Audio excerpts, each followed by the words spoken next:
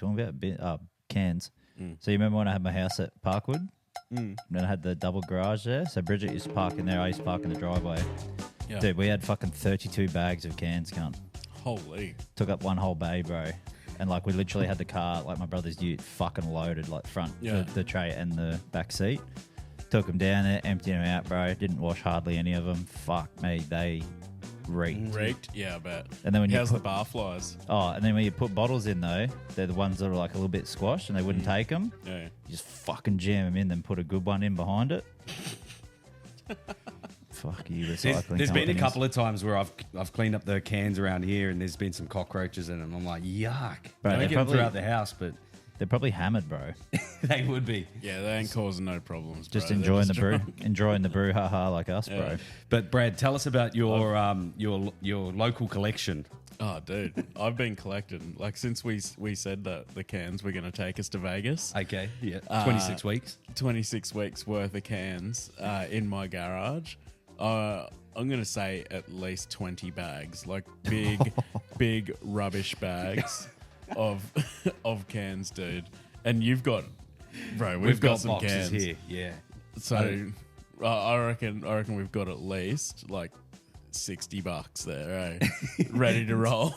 Is $60 worth the space it takes up at home? If there's that many. Well, if we can use that money, and I don't know, maybe we go to the casino. That's what I was going with. I was I like that. we take that money and we turn it in. We get into our work and we turn it into some money. No pokies. Okay. We go on the tables. I was gonna say just do 2 undie on the fucking $25 slaps, bro. You've got to go to for your pokies. Where's the goal? Depends on the mood. Okay. I do. I actually, I have a pokey. It's my favorite, and it's not because of the pokey it is. It's because it is the pokey that I win on. So it's in a certain pub. It's in a certain pub, and it's a certain pokey. And I'm telling you, bro, 90% win rate. Ooh. I won't give away that secret. No, I can tell. I'll tell you the name. You're of treading the pokey. around it. It's a bullfighter. Bullfighter sounds like is that at what's his name? Nah, not that one. Have you noticed other people having success on that same machine, or is it just a trad thing? because I've figured out when like the minis and the minors, like all the jackpots drop, and so when I see them getting close, I go, "Yep, I'm in," and I slip in, and a couple of 50s. Next minute, I've got $600 or whatever. Yeah. Somebody else is moving in on my turf, bro, and I'm not happy because I know somebody else has worked it out, and they're getting in like, I don't know, half a day before me. This poor person's probably sitting on the bullfighter trying to have a bit of a play, and meanwhile they've got trad on one side, beelining, just staring at him. On the other side, they've got some Chinese lady who's ready to bash the fuck out of the spin button. Oh, there is a crazy Chinese lady, dude. They're But it's not everywhere. her. She's a crackhead. It's not her. She goes around and like on certain This machines. is at the local where the machines are. Yeah, where so the machine is. on certain machines you can't do like under a 10-cent press or whatever. Oh, that drives me out the wall. And so there'll be like 3-4 cents or whatever. She'll go around to all the machines and like take like hit collect and take all the 3s and 4s cents and put it and then go back to the machine that she's just lost on and like stick them all in there and do 1 cent presses. Sounds like Aiden, bro. Oh, dude. You go to the pub with him, he goes around and prints all the tickets out or plays the 10s and 20 cents down. That 1 time cents. we went to the Parkwood, fuck, that was funny. Yeah, that's his go-to at the parky. But yeah, I got one machine that I fucking win pretty high success rate, I'd say. I don't know if it'd be at 90%, but it'd be fucking mid-80s, I reckon. Is it a like a type of mane or a certain machine in a certain pub? Nah, it's a certain machine, but I seem to win on them a lot everywhere too, though. Yeah, I know. Fucking, what is it? Half a more puff, bro. Oh, that's gangster machine. Yeah, there's actually a fucking OG one at the Grand, like an old school one. Straight up Huff and Puff. Yeah, but it's like the actual old one with the old buttons and the old school screen and shit, bro. But yeah, fucking pokies, eh? Gamble responsibly, guys. Yeah, I reckon. Mine. The only luck that I've ever had on him is Where Is the Gold, but I think that's just because it was at the local, the Burleigh Hotel. But going back to the original sort of yarn that we were going on with the making of the money from the cans that we drink on the pod. We either do that, so we go to the casino and we try and triple it or whatnot, or we could load up on a sporting event as well. Triple, bro. That seems quite low. True, 60. Yeah, Well, I guess off 60, we want to How come about, home. How about this, Benny? I've just thought of something. But then we can just build on because I don't sports mind. bets. Yeah, because I don't mind your idea. What if we cash all the cans in before grand final day, and we put on a grand final multi? Sold. Maybe an any timer each. I like that. Anytime try scorer. Make it just we don't make it nearly impossible. We make it realistic, and just put some juicy odds on it. I like it.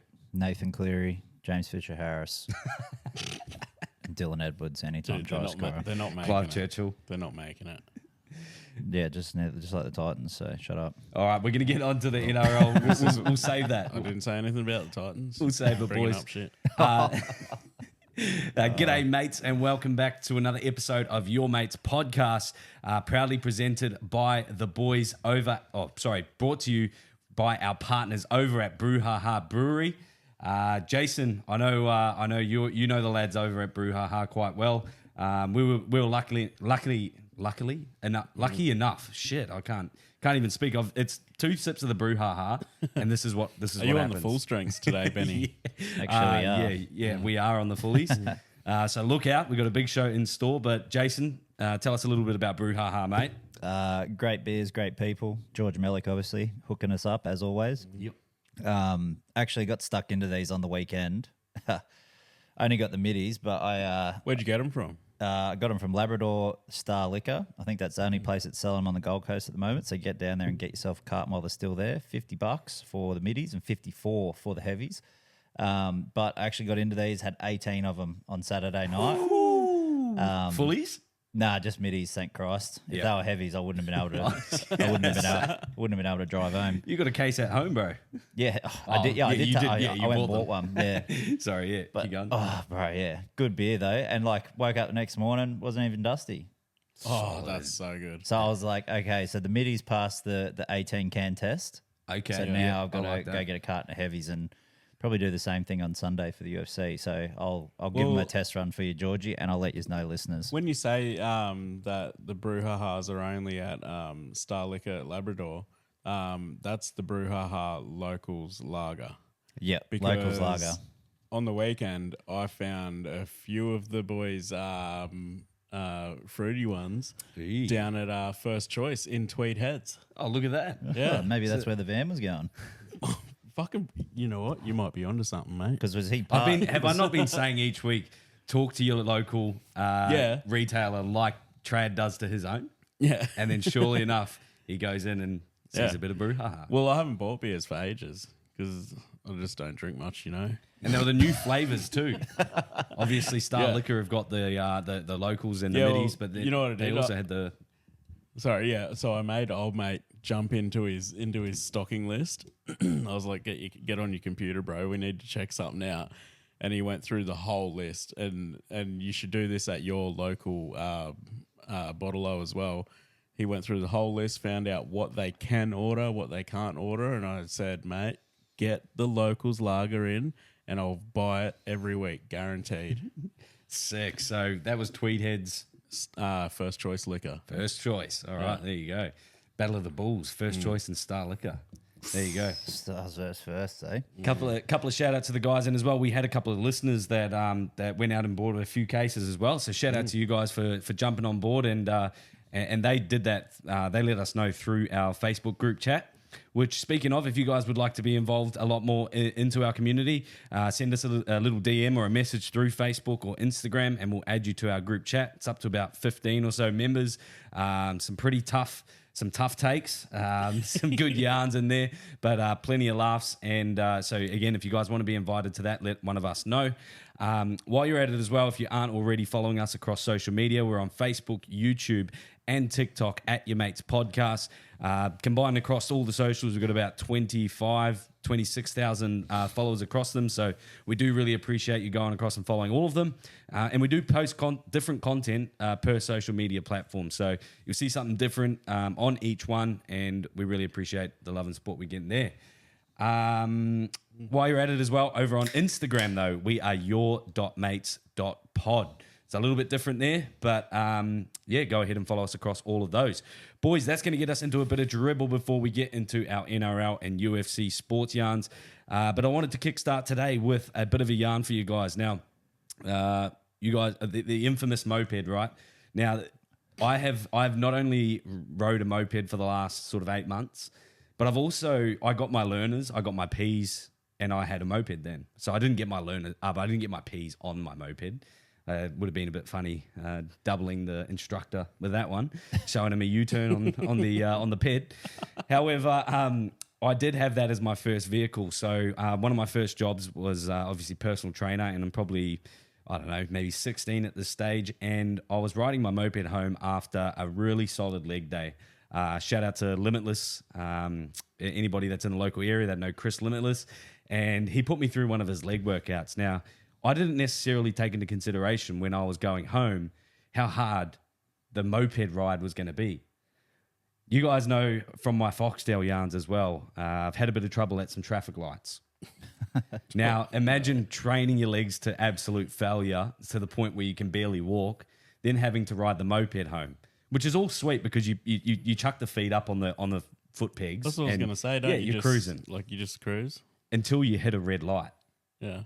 All right. Then I had to stop. Oh, then you've got to balance. And then I had to put my foot down to balance. Do you think my foot balanced? No. My knees gave out. My legs gave out. I dropped the bike. The light turns green. Once again, all these cars behind me. Once again, everybody misses the green light. And I'm trying to pick my bike up off the ground. I'm trembling and shaking. And all these cars behind me were sitting there going, what the fuck is wrong with this guy? And meanwhile, a brutal leg session will do that to you. So I had to sit there in embarrassment, have all the cars behind me, and then probably take off at about 20 Ks as well because it was a shit moped.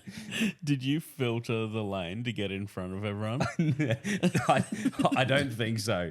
Nah, but I do that now. But no, that would have been all time. I think I would have fallen over into a car had I done that. Oh, dude, that would have been awesome. That would have been good. That's actually a fucking pet peeve of mine too. What? Cunts waving traffic, bro. If I see him coming, It's the road rules. if I see him coming, bro, I'll pull a little bit closer to the middle. Oh, you're a piece of You're shit. a wanker. Or I'll You're pretend, gonna cause an accident. I'll pretend to open the door like I spilt my drink. What? Yeah, fuck them.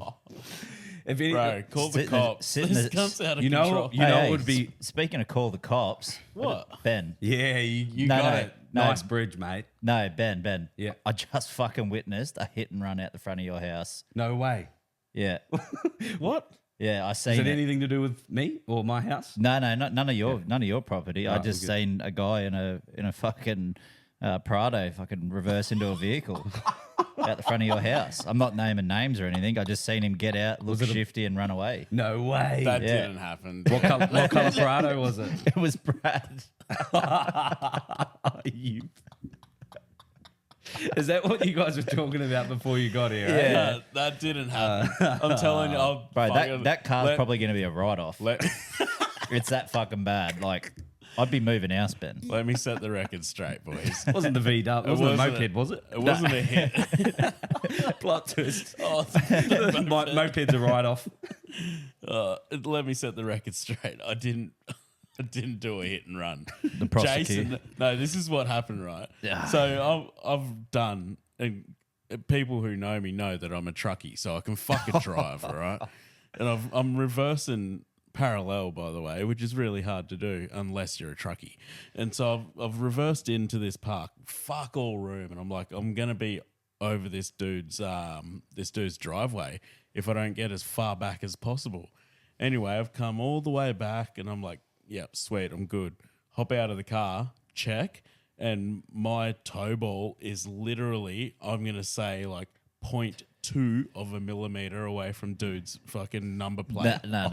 Point Hang on. two. Hang on. No. It wasn't 0.2 away. It was 0.2 in to the license plate. Because when you drove forward, there's a tiny little white mark on the letter H. No. Right where your fucking toe ball was. I've got Captain another accountability over here, mate. Bro, I'll tell you what happened. I've got to keep you boys in check. Benny, I go, look how good that is, Jason. Look, that's perfect, man. Nothing. I did not even touching that. And he goes, yes, yeah, look. And he grabs old mate's number plate and shakes the fuck out of it. Shakes the fuck out And of it. could picture him he goes, doing look that. at that. And it's gone cha-ting, cha-ting, cha-ting, cha-ting against my fucking Bolts toe ball, flying bro. everywhere.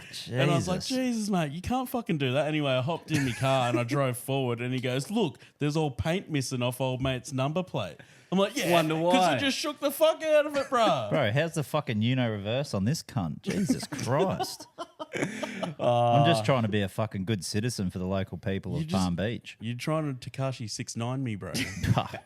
Yeah, what and he you lives up to his name. you just turned around and pointed the fucking finger straight back. This motherfucker. Alrighty, boys. Talking of hit and runs and getting arrested. No, not necessarily getting arrested. Hit and but runs. Tyreek Hill has made headlines all over the world on his on the day of the Dolphins playing. Gets arrested doing. I'm not sure what the actual thing was, but he was doing a lot over the speed limit. Oh, is that him on the ground, eh? That was him. Yep. It would have been nice if he wasn't allowed to play because Jacksonville lost because of him. Did you see he scored? Well, he did. He was allowed to play. He scored a touchdown, and Yeah. his celebration was getting arrested. So Yeah. he got his teammates to put his hands behind his back. I liked the celebration, but I didn't like the fact that Jacksonville lost by 3 points. Well, Seahawks and the Bills won, so. Oh, did they play? They played the Dolphins. Okay. No, Seahawks played the Broncos. No, Jacksonville. Oh, played yeah. Dolphins. Sorry. I was actually I come across some weird YouTube algorithms and whatnot, but I was watching the history of Russell Wilson. Coin. Oh, yeah, right. Russell Wilson, and the reason why no one in the NFL likes him. Jace, you being an advocate for the Seahawks, a big fan, do you know much about why the NFL and why people don't like Wilson? I don't know. It's kind of weird. Like after he sort of fell off at the Seahawks, it went because like everyone used to give him shit about being too small to like do anything, and then ended up winning a Super Bowl and made one the next year. So it was like sort of all good. But I don't know. It kind of got weird. Like when he was getting ready, when he was going dog shit with us, and there was talks of trades and stuff. Like that's when I felt like it started turning and stuff. But Well, you'd probably be interested to know that it seems like he lost the locker room after they really lost. They lost the game against the Patriots by throwing the ball instead of giving it to Marshawn Lynch in I think it was the Super Bowl. yeah, Super Bowl 49. Yeah. So, and remember how Pete Carroll came out and defended Russ Wilson like no tomorrow. Like he was just like, no, that was my call. Yeah. We told him to call it, all this sort of stuff. And then you probably saw, I don't know if you saw the interview with Marshawn Lynch. Apparently he walked over to Pete Carroll as soon as that happened and laughed in his face. Can you call him beast mode? Yeah, Yeah, beast mode, beast mode, please. yeah. But Beast mode walks over to Pete Carroll and just goes, as soon as that play was over. And everyone's like, what the fuck are you laughing for? You just got intercepted in the Super Bowl and lost the game. But a big reason was because Pete Carroll had massive favoritism for Russ Wilson and called that play because if they'd called Marshawn Lynch to run it in, he was going to get the MVP votes because there was no ifs or like, you know, it wasn't going to be speculation a thing. or So they want, so this is where it comes out of. So anyway, Wilson throws the intercept and again, the sheds sort of lose themselves behind the scenes. So then the trades are talking between the Denver Broncos and the Seahawks. Seahawks. So they eventually do that, and the Seahawks gain probably a lot more from that trade as well. They got a lot of draft picks, and just it seemed like they won the trade out of the Denver Broncos. Anyway, he rocks up to Denver Broncos. He is pretty much again he's pretty much coach's favorite. Teacher's pet, coach's pet, whichever way you want to look at it. But he got his own headquarters and office. So not only just the locker room. So rather than going to the locker room, he actually got to, he had his own office. So if anybody wanted to talk to him, they would come to his office. And he also had something in his contract that he could contact any player at any time and they would have to talk to him about anything that's going on. So if he wants him to work on something or anything like that. Bro. So just so much favoritism, and a lot of the reason why he lost the locker room was at Seahawks, now taken to the Broncos. But yeah, that was just it was a little YouTube documentary Sounds that I like watched today. like a prima donna, like That like very hard to work with sort of guy. bro. And he was finding it hard to, like, a lot of the, you had Sherman and Beast Mode who were from like the hood as opposed, and you know, they're all Millionaires. I mean, like, well, I'm skin pretty color sure and they're stuff. pretty sure they're from. They're from the hood, right? Well, yeah, they're from where the Raiders were. Where were they from? Oakland. Compton. Oakland, yeah. Yeah. So that's why they That's wanted Tupac. No. That's why they wanted to play. That's why he went and played for the Raiders, I think. Yeah. But yeah, fuck, Speaking of the Raiders, what about that? Is it Al Davis haircut? I didn't see it. Didn't say it. Nah, it's, I don't know if that's his name, but it's the Ranger with the bowl cut. Oh yuck! Surely you Why would guys you have do seen that that. to Straightest yourself? hair, has he got like the it's straightest crazy. hair ever? Oh, bro, it is I want to see it. Yeah, show me. Raiders owner. Oh, he's the owner, Yeah. and he's got a And he's got a Ranger bowl cut. As soon as you guys gotta see him, show you'll be me. like, maybe his name's McCudden or something. McLovin. Oh, it'll load. But while we bring that up, moving on from that one, I wanted to go back to a bit of the leg day stuff and the gym work. Pre-workout yarns. Have you guys experienced pre-workout? Surely you've probably Yeah. tried to snort it or shelf it at one point, but Yep. any yarns on that? Yeah, you are. Do you remember Jack 3? Oh Jesus, That's the bowl cut. Mark Davis. Oh, that's hot. bro. Imagine waking up seeing him over the top, like just oh. His hair. I wonder if the fucking carpets. Look match at the look at drape. that shit, bro. Holy yeah, shit, dude. Yeah, Wait, it's he's fucked. the owner? He's the owner of the Las Vegas Raiders. Dude, he looks like Bam Bam from that Flintstones movie if he grew up. Oh, yeah, that looks like Trump, but Ranger. Yeah. And real hair. bowl not, cut. A real hair, not a toupee. Yeah, insane. Holy anyway. shit, dude. But do you remember? Pre-workouts. Do you remember Jack 3D? Yeah, bro. Yeah. Like the Eventually OG got one banned. before they banned it? Yeah. So we were living. Me and my mate were living it tough. We were staying above the old railway hotel in Southport. It's like $150 a week for both of us. So $75, bro. It's so cheap. Like backpackers? No, it's just an apartment above a pub. Nice. And you got your sheets changed every Wednesday. And you had no water, no electricity to pay. Like you didn't have to pay for it $75 a week. Solid. each. So what was it? Was like a room and it with had two two beds and a TV on the wall and a bathroom. Dude, give me Two- that. This is probably back in 98, though, knowing Jace. Nah, 2010 probably 2000. Yeah, Life is good. 2010. Fuck, that's cheap. But yeah, so my mate come around and he's like, "Oh, do you want to try this shit?" I'm like, "Oh yeah, what is it?" And he's like, "Oh, it's pre-workout because we're going to play basketball at this court in Southport." It's like, "Oh fuck yeah, we'll have some." So the bar chick gave us 2 pints of water and we put 4 scoops each in. Bro, I haven't had fucking days at festivals. 4 scoops. I haven't had days at festivals that hit me as hard as that shit did. Like we ran, like we're like, oh, we might drive up, and then we're like, nah, fuck it, like fucking getting all jittery and shit. So me and my mate ran with a basketball, and we're like dribbling it like to each other, like pegging it at the ground in front of each other, and catching it. Ran to this basketball court that's probably like a couple blocks. It's like on the other side of OzFair. So we ran up there. Dude, we played basketball for like 6 hours, bro. It was like nighttime and there's one light there. And like there's like all these Maori dudes and stuff playing with us. My mate had no game at all except for shooting a three from one top of the this hot 3-point spot. line. Oh, yeah. One spot. And like you just go in, bash in, take it in, and then you just throw it out to him and he wasn't missing. Dude, we were like, it would have been like 8 o'clock, I reckon, by the time we got back. And then when we got back, as soon as I I didn't even shower, bro. I was sweaty and filthy. As soon as I hit the bed, bro, I was out. Didn't wake up till the morning. You got back at Jack 3 a.m. Oh, dude, I was like, I couldn't believe how much it absolutely cooked me. I was like, dude, that's like, and then when it got banned, because they're like, yeah, it's illegal. I'm like, yeah, no shit, get that stuff out of the country. Like, Do you know why it got banned? no, because it didn't have like substances or something that weren't like, it was like something about hearts or some shit. Nah, so you know how you've got. So I'm not fucking. You know how in Heisen and fucking Breaking Bad they've got the element table Yeah. of elements, whatever you call it. So again, off the branch of that, you know how they got like whenever they talking in scientific fucking language, they always have like the branches of DNA and all that sort of shit. But anyway, apparently the Jack 3D was like 2 or 3 stages off, or maybe 1 stage off being meth. Oh, sick. So it was like it was pretty much meth without one ingredient type thing. So that's the reason why I got taken off the So shelves. it wasn't Makes meth, sense. but- It wasn't meth, but it was. Because I knew a lot of dudes that used to cap that shit up, bro, Oh yeah, Yeah, that'd do a and job. cut it with stuff as well for, And then for there was- other nefarious activities. Then there was one called Mesomorph. Yeah, Mesomorph. I remember that too. 2.0. That was Did the same stuff with that too. Had 3 scoops of that, bro. Wrecked myself. fuck. I'm surprised you could even get back 3 scoops, bro. Because that was my yarn. Was I've the first time that I ever had the Mesomorph, which again has now been banned. My mate goes, "Oh, I've got some new pre-workout for you, bro. We'll try it up."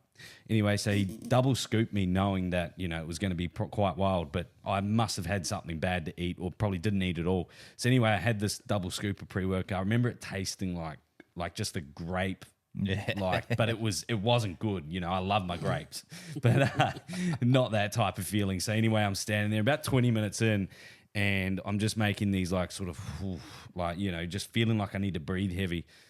And I start looking up at my mate, and my chest starts getting heavy. I'm like, mate, I need to go to the toilet. So anyway, I start running through the gym, and the gym that I was at is Phoenix Rabina at the time, now Good Life Rabina, and the gym toilets are in the middle of the gym. So it's one of the only gyms where it's like that. I find anyway, where That's pretty strange. it's pretty strange, right? So they have the locker rooms first, but they've got a block of toilets before them as well. So anyway, I'm like, bro, I feel fucked. So I'm starting to run I'm walking towards the toilet, obviously in the gym. I don't want, I'm trying to be staunch. And then I'm realizing that this shit ain't good. So I'm like, holy fuck, I'm about to vomit. So I start like chucking up, bro, and I can feel like it is coming out. So I'm like, oh fuck. So I grab my gym towel, hold that over my mouth. I'm spewing into my gym towel, walking it through like the CrossFit section and stuff. And I'm coughing it up. I'm like, fuck. Run all the way into the toilets, finish my spew, everything like that. Pack my bags, and I was getting the fuck out of there. I think I cancelled my membership after that. Abused my mate as well. But yeah, that was. Was that an embarrass, like a rage quit? That was like, because again, I hadn't really taken too many pre-workouts before that, and I was off my mate for a little bit because I was like, you told me that there was only half a scoop or whatever. Of course, doubles me up and gets me going. But did you ever pre-work? Surely you've got one, mate. I have. You take some before every day in the truck. Yeah, it was before I was a truckie. Back in the day. Crush them up and make them into pills? I was, I was with Speedy Rady, actually. I was working with him, him and Dirty Dick Rick and a couple of other boys who actually listen to the podcast. Anyway, I was doing it was like an afternoon shift, I guess. We'd start at like midday and finish at midnight. And I was going through a bit of a moment in my life anyway. I was on a bit of a bender, and I decided one day that I was gonna have a couple of lines before going to the gym, because me and Speedy Reedy go to the gym every morning before work. You'd hope Speedy Reedy goes to the gym with a name like that. I want to go to the gym with Speedy Reedy. Speedy Reedy was like, he still is. Oh, He's that's like, Reedy. Yeah. He's like 100% fitness. And I'm like, oh, dude, I'm going to do this. He's like, don't fucking do it, cunt. And I'm like, no, I'm just going to see what it's like. Anyway, I have this is 10 years ago. Anyway, I have a couple of rips, and Back in my gym days. we go into the gym. Picture of health. And we're doing picture of perfect health. I'm doing deadlifts, and dude, I shit you not, like it started to like kick in, and I'm doing these deadlifts. I'm like, fuck, this is actually going pretty good, Rady. 170, And I he's bet. like, yeah, that's what I weighed. And I was like, and I'm like ripping in, and then like started getting heavier, and then fucking, what that shit's like. It started to sort of like kind of wear off, I guess. Anyway, we're doing deadlifts, and then like I lifted up and I went back down, and I just got the craziest dizzies, dude. Like I had vertigo. Like my fucking whole head was spinning inside the gym, like bouncing around the walls around me, dude. And I was like, oh fuck. I like went to the fucking bathroom, just like washed my face and shit. Come back out, Speedy's like, you all right, cunt? I'm like, Yeah, probably not going to use that as pre-workout again, hey? Oh, that's gold. Have you seen those videos of dudes doing too heavy weights and not breathing and they pass Yeah, out? pass out, yeah. Seen one the other day, bro. What are those things called, Ben? Where it's like a big, looks like a big pipe, and it's got the weight inside it, and you put your hands inside the pipe. Oh, it's yeah. It's like strongman shit. Yeah. I don't know the actual name for it either, but Bro, I seen this dude, and he's lit, and like the video starts, and he's like, you can't see his head, as he's like already got it up on his chest to get it above his head. yeah. And he's got his hands inside it, and he puts it up, and he's like there, and then he's like trying to find his feet, and he's like got it up, and then he drops it, and it like fucking hits, and he's got like bags there to catch, like sandbags there to catch it, and it hits the bags, and he's like, and then like lands face forward and just like hits his face, and then it turns into one of those holla back girl videos, you know, where it's like, That's my shit. I should have sent that to the chat, but dude, he wrecked himself too. He's like lying over the thing because he like hit his neck and his chest on it, and he's like lying over it with his arms straight, and he's like, I'm like, holy shit! Like nobody's there, like rushing over to help. I did see one video actually. It was probably no, it wasn't probably set up. It was set up. There's like a girl. She's like doing like clean and jerk, and she like gets up to, she like gets it above her head, and then she like can't handle the weight, and she like falls to her knees, and then like bends over, and then the fucking the barbell is like over the her crush. No, it wasn't crushing her, but it was over the back of her neck, and her head was stuck under it. And there's a dude, and she's like, "Help, help!" And he's like, he looks at her, and then it like zooms on in on his face, and he's like, "Oh yeah!" and it's like, "What are you doing? Like, what are you doing, step bro?" Yeah, You got nowhere to run, nowhere to hide, baby. All right, that's going to move us on to the next segment, which have you guys seen the silent treatment for home runs? It's a tradition in the MLB. A rookie hits their home run, and the entire team just goes silent and turns away like it never even happened. I saw one. I don't know what team, fucking or who it was, but he like walks in and He's so giddy. Look, fuck yeah, boys. and nobody's doing anything. He like walks out. He's like, "Oh, I guess nobody's excited." Oh, mate. I think it's such he even a... high fives himself. Have you seen it, Jason? no, I think I have, but I can't. It's like it seems like a very baseball thing to do, though. Like it's like I thought you would have loved that. It's just That's like- something you would do. it's just like He's nah, so baseball. I think it's just like big dogging, you know. Yeah, mate, it Like is. it's humbles like- them for sure. You know, like if you go, like say, like if you like worked on a construction site or something, when you're like a young fella, bro, and you like come in and tell everyone you've had your first root and shit, and you're like, Yeah. fuck yeah, boys, it's fuck. And then some kind of be like, yeah, you want another one? You're like, what? Like they just like shit on you, like that. Nobody gives a fuck. They're Shitting just on your parade. yeah, you're like, and you're just like, oh yeah, I'll just go sweep over here then. Like, yeah. But yeah, you're talking about where they pretend, right, Benny, that it doesn't matter, and then they all So eventually they obviously, and I don't think they do it to everyone because obviously if a rookie, someone on their debut, for example, hits a home run, they're all going to be celebrating. But it might be their first home run for the season, and if they're carrying on like a goose, then the entire team will get together and be like, "Oi, boys, just pretend like that never even happened," type thing. So they'll just be pretend like watching the game or whatnot, and old mate comes back and tries to high five everyone. They all just ignore him. Do they carry on like unhinged gooses? Unhinged geese? Well, the one I saw, they pretended to not care, but then after a minute, they all swarmed him. And Yeah. Eventually, you got to come around to it. Everyone- They even but did e- it to but- Shohei Ohtani. But then everyone was like sunning him. You know, you sun someone, like rub their head. Yeah. It's like, good work, son. I would love to see more of that in the NRL. What did you Sunning? just call him, Ben? Shohei Ohtani. Oh. What? I stick with the Aussiest version of that name as you can. How do you- Shuey? Shuey. Hell yeah, bro. Yeah. What? How do you say his last name? Oh no, I still say that the so same, but it's Shuey. just Shuey, bro. Okay, I like it. Yeah, Shuey. Maybe I'm Tinny. gonna have to change it. Bro, imagine if he did a Shuey every time he hit a home run, Yeah. bro. He'd be fat as fuck. Well, speaking of American athletes as well, it got me thinking today. Do you guys remember the power bands and the push that they had on the NRL and the rugby league? I remember watching Billy Slater do the ads and power bands. You wear this, With you the wear little this silver elastic thing on band with the silver hologram on each side, and you'll balance more. You'll be faster. You'll be all these things, bro. And they did a job, but turns out that they didn't do anything. Nah. I never got the power of sports psychology. I never got into power bands. You were never a power band guy? No, Jason, something tells me you were a power band guy. Nah, the only Big guy. ones. The Something only tells me ones, Jason had 4 on each arm. Nah, I never got it. I never. so balanced right now. I never got into them. If I was gonna, if any power band I would wear would be the like your granddad or old blokes wear the copper bracelet.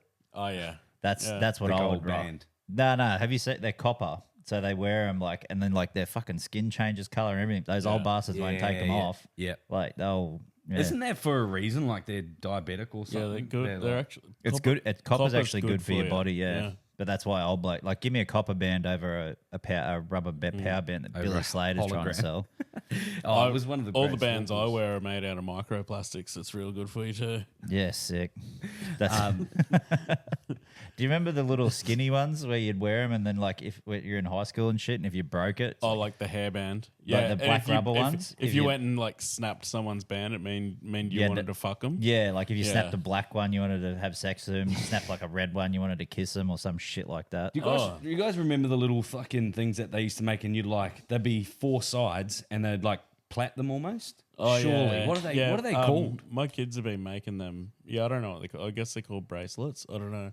Yeah, Oh, okay. friendship bracelets. Nah, yeah, well, they were, but they were like the Plaited ones, yeah. Yeah, I the used plaited to- ones. They actually looked pretty cool. They used to make us make those at school for art.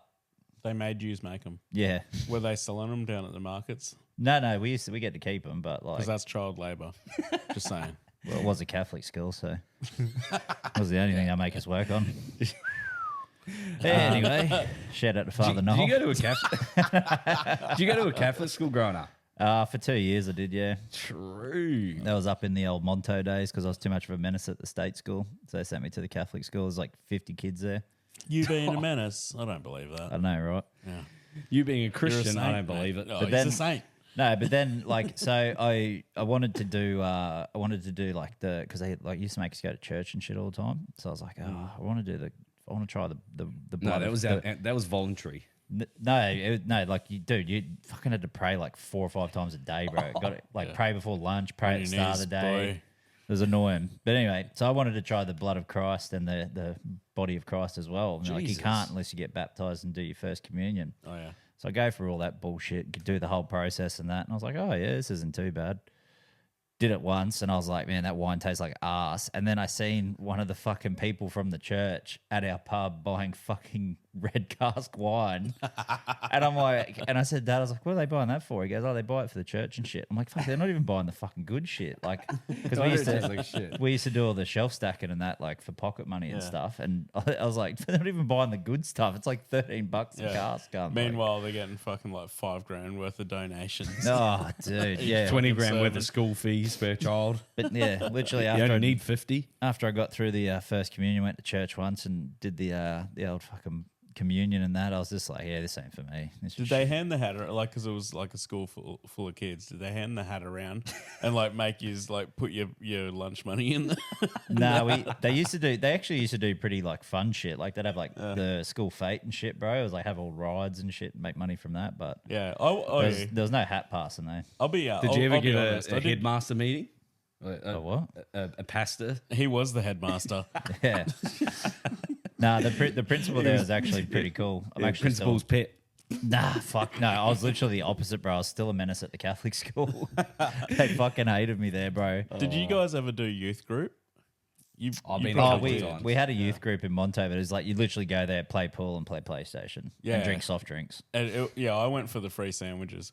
But Yeah, so we were sausage rolls and party pies. it's like, all right, just got to come in here, listen to this dude talk for a bit, and then I'm getting free singers, I'm getting free drinks. Like, what? Your youth group was like church shit, Yeah. dude. Ours was like some cool dude with dreadies. You still had to do a little bit of youth shit, like a little bit of church shit. Nah. That's the one Yeah, that I went that's the to. one that I went to. You went to grooming school, bro, not youth school. Why would I go to school to get to learn how to groom? If No, I'm a but kid? you're supposed to go to youth group to Breeding. learn about religion and all that sort of stuff. And Nah. you weren't learning religion. You were just getting groomed, bro. Nah, we were just down there fucking shooting pool, bro, sharking everyone. Me and my That's mate. what you thought.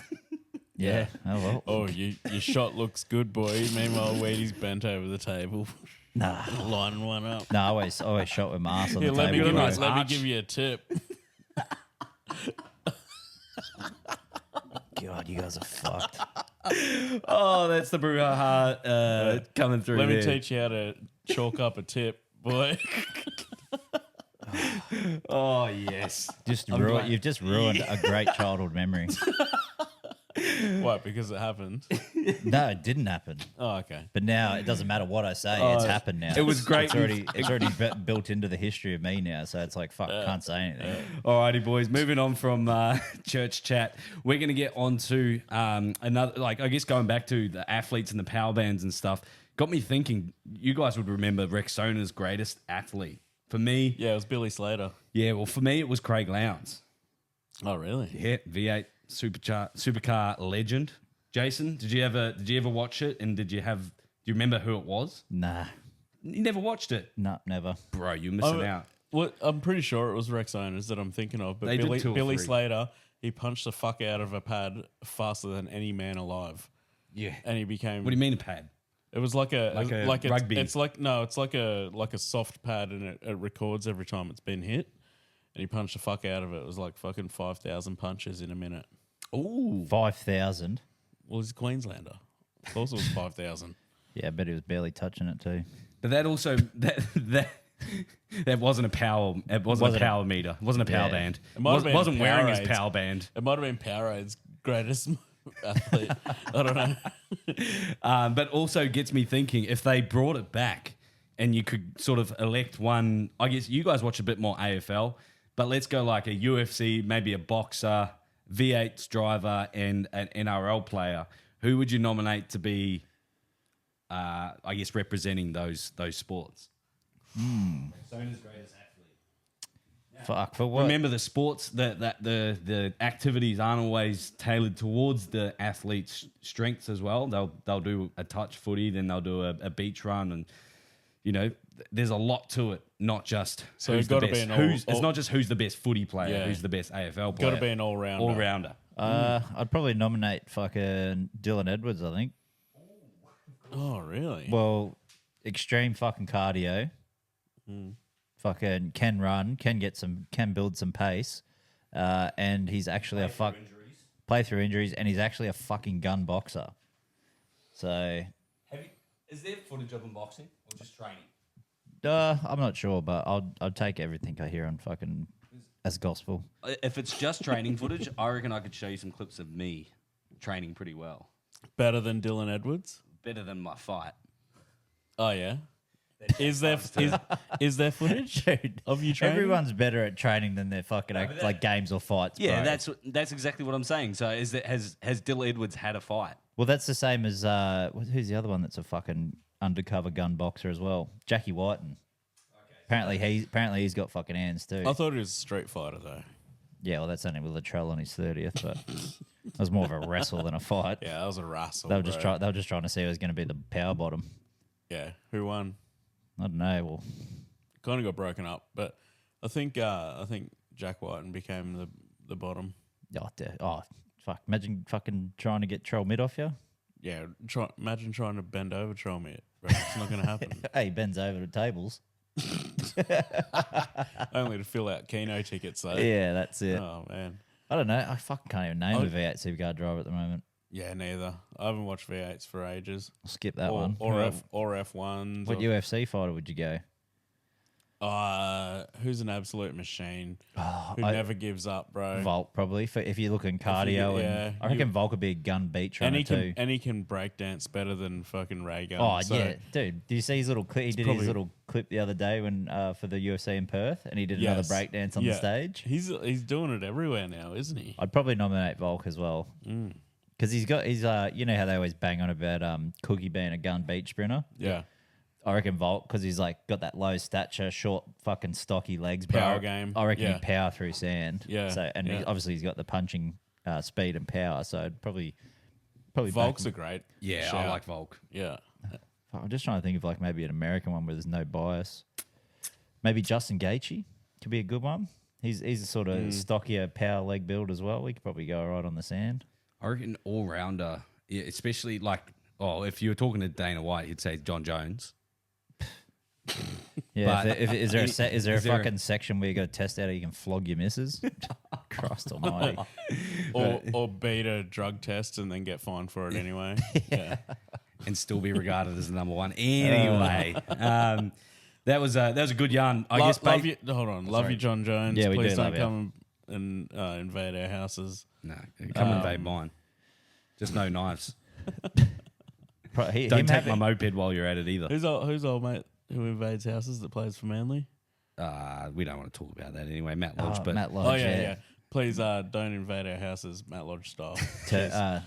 Turkey's fucking billboard over in Australia at the moment for hair transplants. No, I don't think he got it done.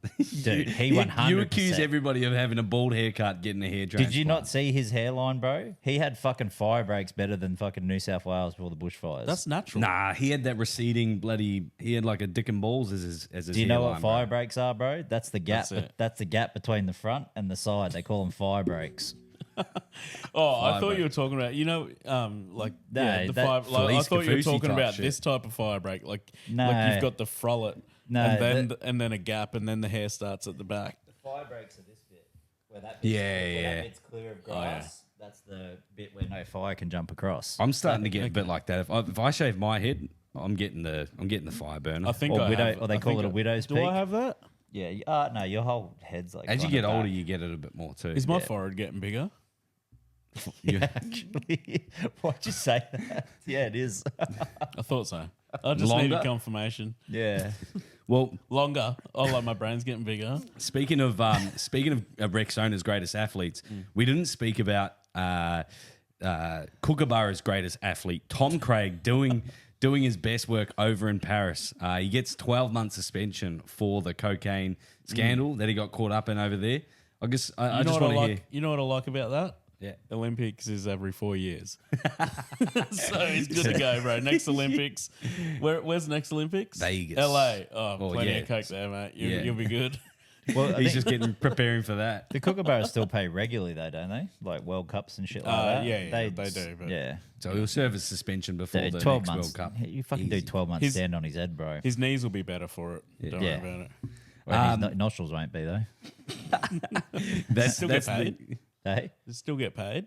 Nah. Oh, I don't know. Well, 12 no, I don't months think so. suspension, I don't know. I don't think so. If you're on a salary and you're suspended, you get paid still. Well, I don't know how they go with like cricket and shit. If they Kookaburra. Do they hockey? do, Sorry. do they let him play local hockey maybe? And it's like some club's going to be like, oh, we'll give you $1,000 a game. Like that'll keep him going. Well, No, that's what Clive They'll Palmer go, if I did give with- you $1,000 of cocaine, you're going to put... oh, sorry. That was my joke. You're going to put it straight up your nose. They're not even paying him in money. They're just giving him 8 balls every week. Yeah, bloody oath. Here you go, mate. Go and have a ripper. You played well today, mate. Here you go. Before we move on to some NRL news, I know there was something you wanted to bring up, Trad. It's a segment that I'm interested in, mate. I love wearing a tinfoil hat, dude. so tell us more. I want to get into the conspiracies, dude. I feel like it'll be our thing in the coming months when the NRL starts to die down. Okay. And I would love for listeners to call up and give us conspiracies to debunk and stuff like that. But I have one right now. I'll have to get out my phone because Jason. Yeah, well, you're setting the benchmark with these Jason, conspiracies, so this is going to determine whether or not we continue these and get some fan call. I've got get something. some callers up or not. So, have you ever Googled the years to come? Ooh, Like 2025, 2026, no. and all of that? Well, it turns out that our future is actually written Here we go. on Google. Ready? I'll show you what's going to happen in the future. Okay, Google 2025. That's it. Just 2025. Yep. What happened? Trying to sign. They you. signed out. Oh my god. God, you're such a boomer. What the fuck is going on, bro? It knows you're onto it, bro. Yeah, see, I'm fucking getting... Bro, they're onto me already about this. So Oh if God, bro, what's wrong with your internet around here? my internet, you're not even connected to my Wi-Fi, can't. Neither are you by the looks of it. No, I'm not. I literally just got a text message before saying we need to pay it, and I'm like, mid-pod, you can pay it, just you pay it. Well, apparently the internet around So here if I is- Google 2025, Yeah, this is go what to comes images. Go to images. What's that say? What is that? That first Lockdown, one? bro. Look, lockdown 2025. Look at all the pictures. They're all about being locked down, fucking Armageddon, bro. Now scroll back to the top. This Okay. is literally 2026. Do it. FIFA World Cup. Okay, that's understandable, right? FIFA World Cup is going to happen What, in the FIFA 2026. World Cup's going to happen? Okay, now Holy it's shit. written, bro. Now go back. It's like Okay, they, okay, it's like okay. they planned it years in 2027. advance. Now go back to 2027. Look at this. Oh, Apocalypse. Jesus Oh, my Christ. fucking God. The apocalypse in 2027, bro. Return of the Christ. Yes. Brad, I've put up with Scroll a lot. back. I've put up with a lot of these from you. Over the years. Yeah, but 2028. Hold on. Look at this. Oh. Look. What's that? That's Jesus versus the devil. That's what that is. Yep. Look at that. Okay. Okay, keep going. 2029. This is weird.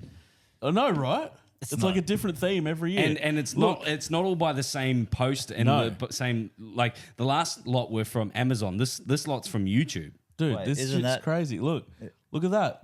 Wait, is that Armageddon Should again? we Is worry? it- The world? No. Before it wasn't Armageddon. It was the apocalypse. Now it's Armageddon. Oh, two different things that mean the same. And look at that. The new world begins in 2030. Yeah, they're all Look not at from that. the same fucking link. Utopia.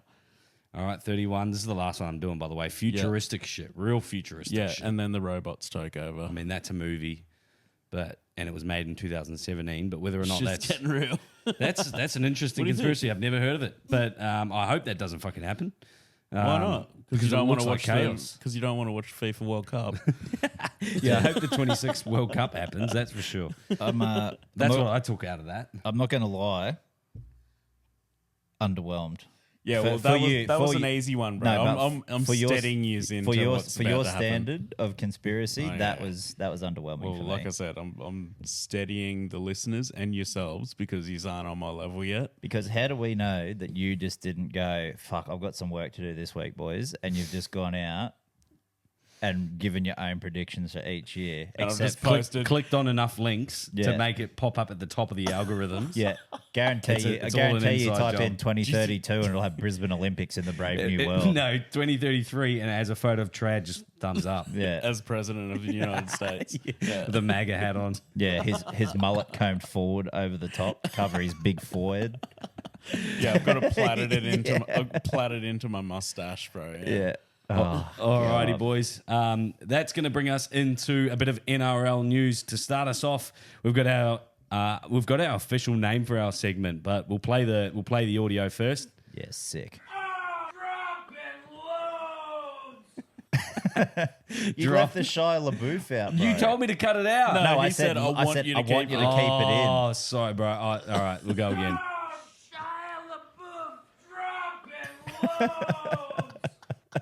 Dude, as soon as you did the viral loads thing last week, I had that burnt in my brain all week, bro. Hot Tub Time Machine 2, No, number one, bro. number 1. Yeah, classic. Love it. But of our viral load segment, that is proudly brought to you by Jason. He named the segment. But we're going to Dropping talk. loads. We're going to talk about some of the stuff that we've posted across our social media.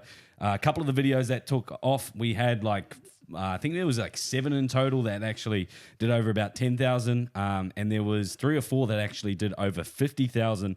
Nice. Starting with, I guess the Melbourne Storm fan versus his Broncos old man. Did you guys happen to see that? Yeah, he was like fucking basically fucking coming on in his face like this. Giving him the Leighton Hewitt right to his face. Oh, that's Hello Sports shout out. Oh yeah. Have you guys ever been cummed on in public? No, I haven't actually. Nah, I haven't. I would love to though. Bro, when I think it'd be a went great to that experience. boxing thing for Alpha Blokes, dude, I fucking got cummed on quite a bit. Yeah, that's incredible. Quite a bro. bit, yeah. I would love to actually get cummed on by a couple of blokes just while you're out on the piss, But Yeah, well, it got weird when I was in a bathroom. Through a glory hole, but wasn't Kurt Catewell's. One of the comments that was on the video as well was, I've never met a Melbourne Storm fan that wasn't previously a Broncos fan. They switched once the golden era ended. Well, we do and have, it has.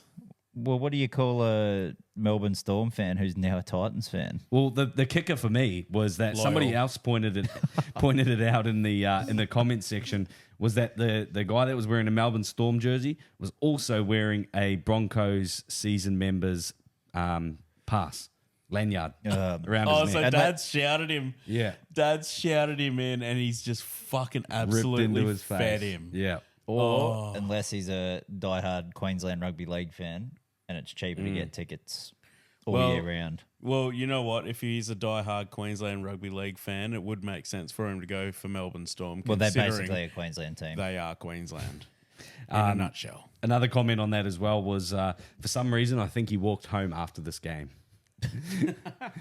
Another clip that went viral was a critter getting sent over the sideline after he caught the intercept off Helium Lukey, sorry. But I guess one of the comments that actually took off was, how strong is Tom Dearden? Seriously. Oh, I reckon he's like got to be one of the strongest fucking players in the NRL, like size to weight ratio. Yeah, for his, he's like, 'Cause remember the movie Ants? he's not a big dude. Like I reckon you and him would be on par with each other, like height wise and that. I'd And probably build. have him in a deadlift. Oh fuck, No, Bro. he would definitely have me in the deads. dude! I reckon he'd fucking do like 250, as- bro. yeah, like yeah. easy. He looks like, and you see him like bust tackles all the time, like breaking the line and shit. Like fuck. And remember, if we think back to 3 or 4 years ago, he was C grade level of NRL, was borderline sort of Q Cup level, and he since Todd Payton's given him the confidence to put the 6 jersey on for now, coming up to like 3 or 4 years. But What's he been prior there to two- that, I think what's he been there 2 seasons? maybe now? 2 seasons, probably Well, consistently. he was supposed to be the Broncos' next big dick. Yeah. And they fucked him over. And he goes to the Cowboys and he's making origin sides and winning origins. It's like, fuck. And- He's a gun, bro. Like he'll be one of the hardest for Queensland for the next 10 years, I reckon. The thing is, he's a hard worker. He's not necessarily someone that's going to pull out the most flashiest play, but he's going to pull out the right one because of his IQ. And yeah, his under, I guess His footy brain, opponents- he's got a footy brain too, I reckon. 100. Like he's strong as anything. Yeah. Who are we talking about? Tommy Tommy Dearden. Dearden. Oh, dude. It suck. No, I wouldn't. Pound for pound? Fucking hell, bro. He'd have to be one of the strongest players, like size to weight ratio, eh? Yeah, I was actually thinking about that the other day. I think there's him, there's Apparently- Brimo. Apparently Munster's like ridiculously strong for how he looks. Yeah. Pound for pound though, so I think Tommy Dearden, what do you reckon? 85 kilos. Oh yeah, I reckon. Max. What do you reckon? What do you reckon? Jaden Campbell weighs Oh fuck, 70, 85? 70, 80. 78. 80 at the most, right? Yeah. Fucking, I reckon he's just as strong as Tom Dearden. JC. Yeah. Oh, grow up. I think Tom Dearden's got that farmer Maybe. strength though. Like he's just that Yeah. different level of strength where it's probably all legs and core strength, whereas Jaden's got a lot of quickness throughout his plays But and his stuff where he can defense beat is, people like, with his legs. But His defense is second to Oh, none, bro. I'm not 100%, talking yeah. about his attack. They talk about that's Tom true. Dearden. No, I'm talking about JC's defense. Bro, dude. didn't he miss like 6 tackles the other week? Tom Dearden gets fucking run over every week, bro. What are you fucking on about? But Tom Dearden also fucking runs down wingers, which is crazy. Yeah, and JC he's done it a few does, and JC defends. I think as can well. fucking tackle front rowers. Yeah, I think this year as well. I think JC's really lifted in his defense. It's easy to pick out games or moments or whatnot, but all round, there's been a lot of moments where he's actually picked up a big play on defense. And also, I think if we're going for pound, I think Victor Radley's in the chat because he is bigger than those two guys, but he can also sit cunts on their ass. Yeah, But he's also quite small for his position. Like Yeah. if he's playing 13 or back row, he's like quite small when Yeah. you look at the rest of the 13s and Yeah. back rowers in the comp. And then you've got like Ruben Cotter who plays in the fucking front row, who is as tall as me. He would probably have to actually. He's Now that gotta you brought be, him up, yeah. he'd probably be pound for pound. I think. Yeah. For like, if you're crossing like dog is up here and strength is up here, he's in that fucking Yeah. weird cross zone where it meets. And then maybe fucking McInnes. I don't know. No. But bit of he Mick, might but- be pretty big. The toughest thing about McInnes is his fucking face, bro. Well, it's not that tough. It gets beat up every fucking week. Yeah, but it keeps showing up, doesn't it? Well, fucking Did still you see there. the, did Speaking you see of- the captain's photo? Yeah. I was always sent the little zoomed in picture of the guy. Yeah, Jason did a close up. How like let's talk about that a little bit because I don't Oh, think you've even there's- got it written on I there. do, yeah. And it only slipped my mind in the last minute too, so I had to squeeze it in there. Mug shot. But yeah, like Is that what I that don't chicken think scratches down the bottom there, bro? I don't think that he's had a good like. I think even if you get his best mug shot, it's gonna be with scars, teeth missing, everything. Like, do we have another player in the NRL that's like that? Because think about traditional NRL footy players. Well- They're actually like a lot of pretty boys and stuff like. They all take pride in. A lot of them do anyway. Yeah. Who's the other one that was missing a tooth He's in that OG, game? bro. Was it? Is it? Mark Nichols, Mark had, Nichols. had his teeth missing, but there's Remember when they both got him to pull their tooth out if we're at the end talking of the about game? like if we're talking about blood and beat up and shit, like Jeff Tuvey's in the mix, right? Like if we're talking about all time beat the fuck up every game, guys, Jeff Tuvey. Tuvey's up there too, but I think Thank you. I don't think I've seen someone in the last 20 years, bro. Oh, what about, that cops are hiding as much as McInnes, plays bro? plays for Manly. regularly. Plays for Manly as well. Jakey always gets a little busted lip. Lachlan Croker. Yeah, Is always beat to shit. yeah, fuck. Maybe they should. strapped up for days. I wonder if they should get an award Benny, for that. Most He beat. plays past my. Yes, you're onto it. Is that empty? Yeah. Thank you. Yeah, it was. Yeah. Like a most beat player award. Oh, most beat player. Oh, I Like, think. what would you call it? Oh, What would you call it? you call it. Well, look, if you're starting it from now, you call it the Jeff Tuvey Award. Yeah. But if it's like most beat up ever, maybe like something you call like it like the something- once, someone with once no we're Warriors or like Jake the Musk. I don't know. no person on it. Like call it like the blood and guts or something like that. Yeah. I don't know. There's something there though with a like most flogged player. Somebody or flog of the year award. flogged of the year. yeah. The ugly stick award. Oh, the ugly stick. Yeah, and you literally just give them Don't mind that. a gold stick. Like in a little plaque base, like so it can sit on your shelf. And it's literally just like somebody goes to a park and finds a stick and spray paints it gold and puts it in a No. fucking, We'll go all out. We'll bronze it. We'll bronze the stick. like coated. Yeah. Like, have you seen that? What was that movie? Fuck, I can't remember what the movie is. But he's like, look, I've literally got Lance Armstrong's bronze testicle, and he's got his fucking nut sitting in a case on the fucking coffee table. I don't know what movie you're talking about, but I like it. It's got Mark Wahlberg in it. I might be Ted too. Oh yeah, And he's like, look, that's literally Lance Armstrong's testicle, bronzed, and it's like sitting in a little case, bro, and it's his bronze nut. nice. I was like, dude, I don't think I have cancer in it. What? Like, Oh, did he? I think he had to get a nut removed, yeah. Oh, did he? Because True. didn't he have prostate, bowel, and testicular cancer all at the same time? Holy shit! No, I didn't know that. But he's a drug cheat, so we don't care. Speaking Or of drugs, blood did you doper. hear about fucking Josh Adokar? Did we hear about Josh Adokar? Mate, the rugby league world fucking loves a little scandal like this because the content, is it, right? sucks for Josh Adokar because he seems like a good cunt, but it's like Yeah. the rugby league world does not stop. And Does not stop. but that's what we're here for, dude. That's why we love it, right? And It's our surely these guys are giggling at it as well. Like surely someone sent it. Like the one I sent today was probably one of my favorites, and it's like, what are you doing? He's like, just waiting for a mate, and it's Josh Adokar, and he's like, oh wait, there he is, and it's Latrell with like one of his faces taking a hit up, and he's like, and he's carrying a fucking zinger box. I'll see if I can find it. well, Yeah, like even based off the Trell allegations over the last few weeks as well, you wouldn't think that you would be so reckless with it. I mean, coming up to finals footy, I guess it's an interesting one. Because I took a bit from the Tyreek Hill situation as well. I'm all for the athletes and giving them the benefit of the doubt. season opener. Yeah. However, at the same time as well, you guys aren't necessarily untouchable at the same time. Like, do it at the end of the season. Do it at off season. That's what the off season's for.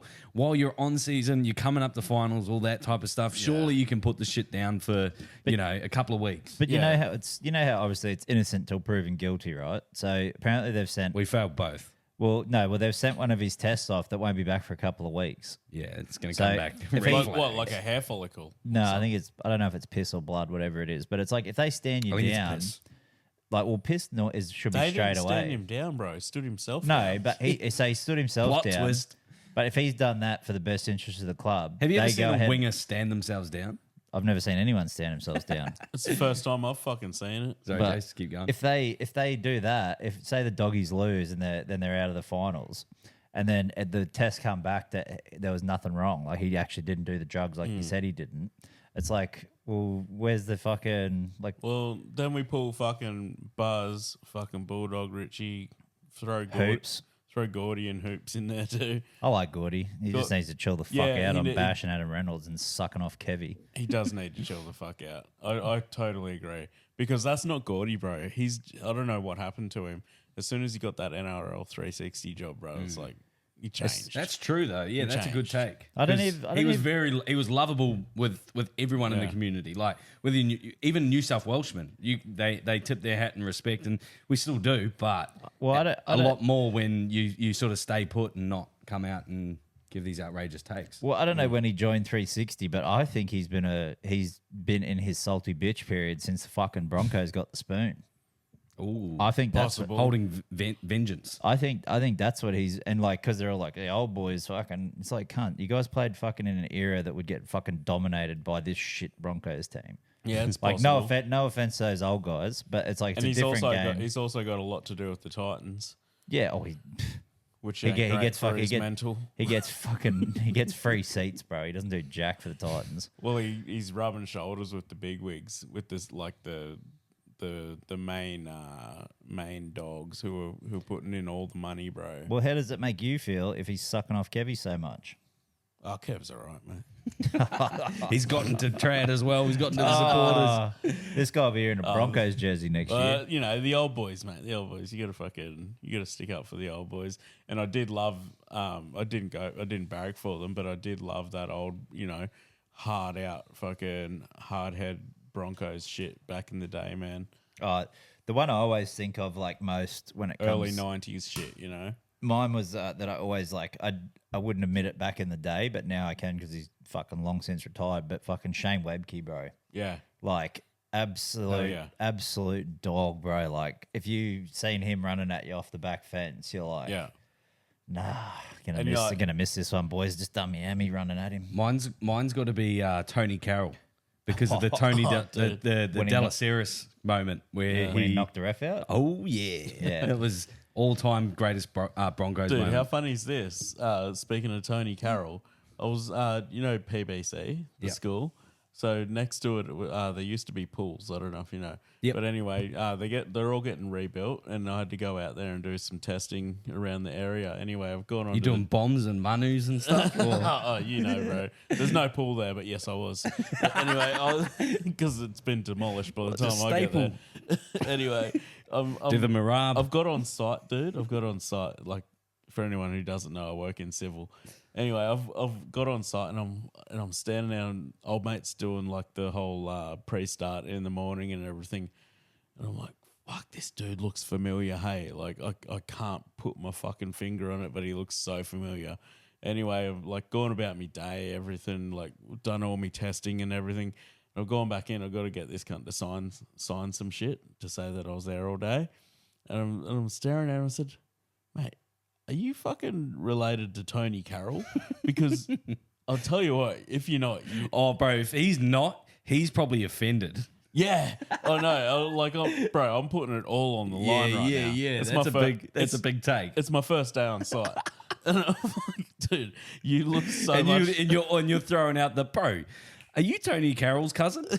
And he goes, yeah, Tony's me fucking brother. I was like, bro, you have the same chin. And he had a goatee and everything, dude. I was like, man, I Yeah. thought, I knew his name was Dan. I was like, okay, so it's not Tony. But then I'm like, cunt, this dude looks so much like Tony Carroll. He's Tony It's so on site fucking funny. from now on. That's so good. I see Matt Rogers every now and then around the Burleigh area sick. as well. He's shout out to the man. He's actually working as like I think it's driving trucks for something, dropping off turf or whatever it is. But he's always around the local area and still working hard. So I think the NRL need to look at I guess post-retirement pay packages and stuff, because it is quite shit to see that these guys that you watched on TV growing up were inspirations and all these things, and then you still see them post their footy career doing shit that people still complain about fucking doing and as well. You know what I mean? Like the amount of people that I hear complain about having to go to work and stuff like that. Bro, these dudes have done the hard yards plus more and continuing to keep doing it. Well, back in 2014, how's this? I was doing a fly-in, fly-out job out near Roma. Anyway, I get out there. It's my first night in campus, right? And I'm sitting there in the wet mess, and the footy starts. And anyway, I'm sitting down there. Your wet mess, or so yeah, you probably don't know. So the wet mess is where you can drink and everything when you're in a camp. Ben's never been to a camp. Yeah, I've been in a couple of wet messes. I knew I had to explain it. Once I was like, oh, that's right, I'm talking to Benny. Yeah. we just come off viral loads. I was thinking, fuck. Oh, that's a wet mess. Wet mess, viral load. Anyway, I'm sitting there. I'm watching the footy with somebody, and I was like, it's my first day. I'm not looking cunts in the eye. Anyway, I'll like go up to the bar, I get another drink, and I'm coming back. And he gets up and he turns around to go get another drink, and I realise it's fucking Chris Walker.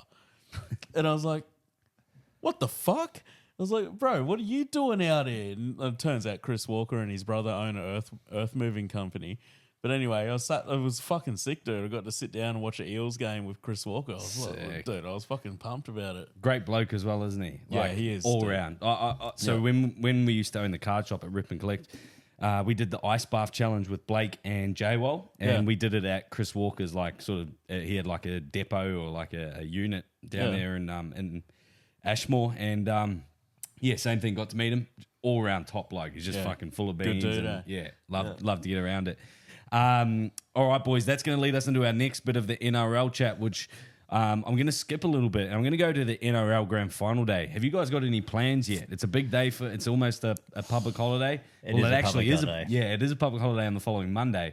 You guys got any plans, and what's sort of your ideal Grand Final day?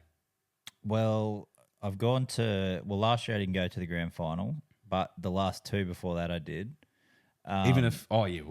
What if Penrith aren't playing? Oh, yeah. I'll still do the same shit. But last year I watched it with Aiden and Alex, and Alex fucking does not like fucking football. He hates football. He still calls it, like every time we were in the chat, he calls it footy ball. And he's from Penrith as well. Me and him are born in the same. It's served to him on a platter. Piece of shit. And me and him literally born in the same hospital. And it's like, fucking hell. Anyway. Probably have the same dad. It was, what? No. What the fuck? Chill, man. Right. Graham will bash you. But my dad's name. That's my dad's name. Graham? Yeah, that's my dad's name. No, that's my dad's name. So what? My dad? Are we brothers? Holy shit! Do we just become best friends? Hey, step bro. What are you doing, step bro? Doritos and samurai swords tonight, bro. Next minute, fucking Benny's dropping barbells on the back of his neck. Yeah. Jason's like, he gets stuck in the mini fridge. His hands together. Sorry, what were we saying before that? Last year we watched the grand final. It was me, Aiden, and Alex, and my missus, and obviously I was fucking on edge that whole fucking game. And then when I felt the turn, I was like really getting fucking vocal. Like my neighbors would have fucking hated me. And then anyway, when Cleary goes through for that try, me and Aiden, I reckon was probably one of the fucking hardest hand slaps I've ever had in my life. Yeah. But I was that fucking pumped I didn't feel it. Next morning I woke up, I was like, what the fuck's my hand so sore? Stinging. Aiden never fucking vapes, right? Yeah. He's like, fuck it, give me that shit, cunt. Celebrating with a vape. Bro, grabs this fucking vape, has this huge hit. And it was on this couch too, Ben, actually. Grabs this fucking vape, has a massive draw, and then wondering why it had a smell to it. And he falls back and he sits in the corner and he's like, oh, fuck, mate, cunt. And he's like, just like, thought he was having a fucking seizure, cunt. And he's like, how the fuck do you do those draws like all fucking day, cunt? Like, I only did like half of it. And I was like, bro, it's not for everyone. Yeah. And he was fucked, bro. But then, it come good. But yeah, that was actually I enjoyed like I talked that much shit at the Paragram final. Like I actually thought I was going to get in a fucking fight. Like, oh, yeah, it was pretty hectic. But then because we won, made it even better. And when all the Para fans are leaving, walking down the stairs, I'm like, "Where you going, you fucking weak cunts?" Oh, and just yelling at them as What's they're the leaving. matter, Parramatta? And as they're leaving, and then one guy just fucking stops, middle of the stairs, stops like this whole line of people going. And he was only like a couple rows behind me, and I've been yelling the whole game. And he turns around, just stares me straight in the eyes. And I'm looking at him, he's looking at me, waiting for someone to say something. He's like, "Shut the fuck up," like real loud. And then like all these cunts started cheering. I'm like, "Yeah, fuck the lot of you. It's fucking 22-0. Like, yeah, I don't know. I'm keen for a good piss up day. I was actually going to hit you guys up about this. Good piss up day, watching the grand final, barbecue, all that sort of shit. Build up to the game at night. But then for the Monday, we try and get like what listeners we have local, and if anyone wants to travel, we fucking set ourselves up and back up after the grand final for a Mad Monday. Yeah. Well, Mad Monday pod. Fuck, we can bring the gear up and fucking do it hammered if you want.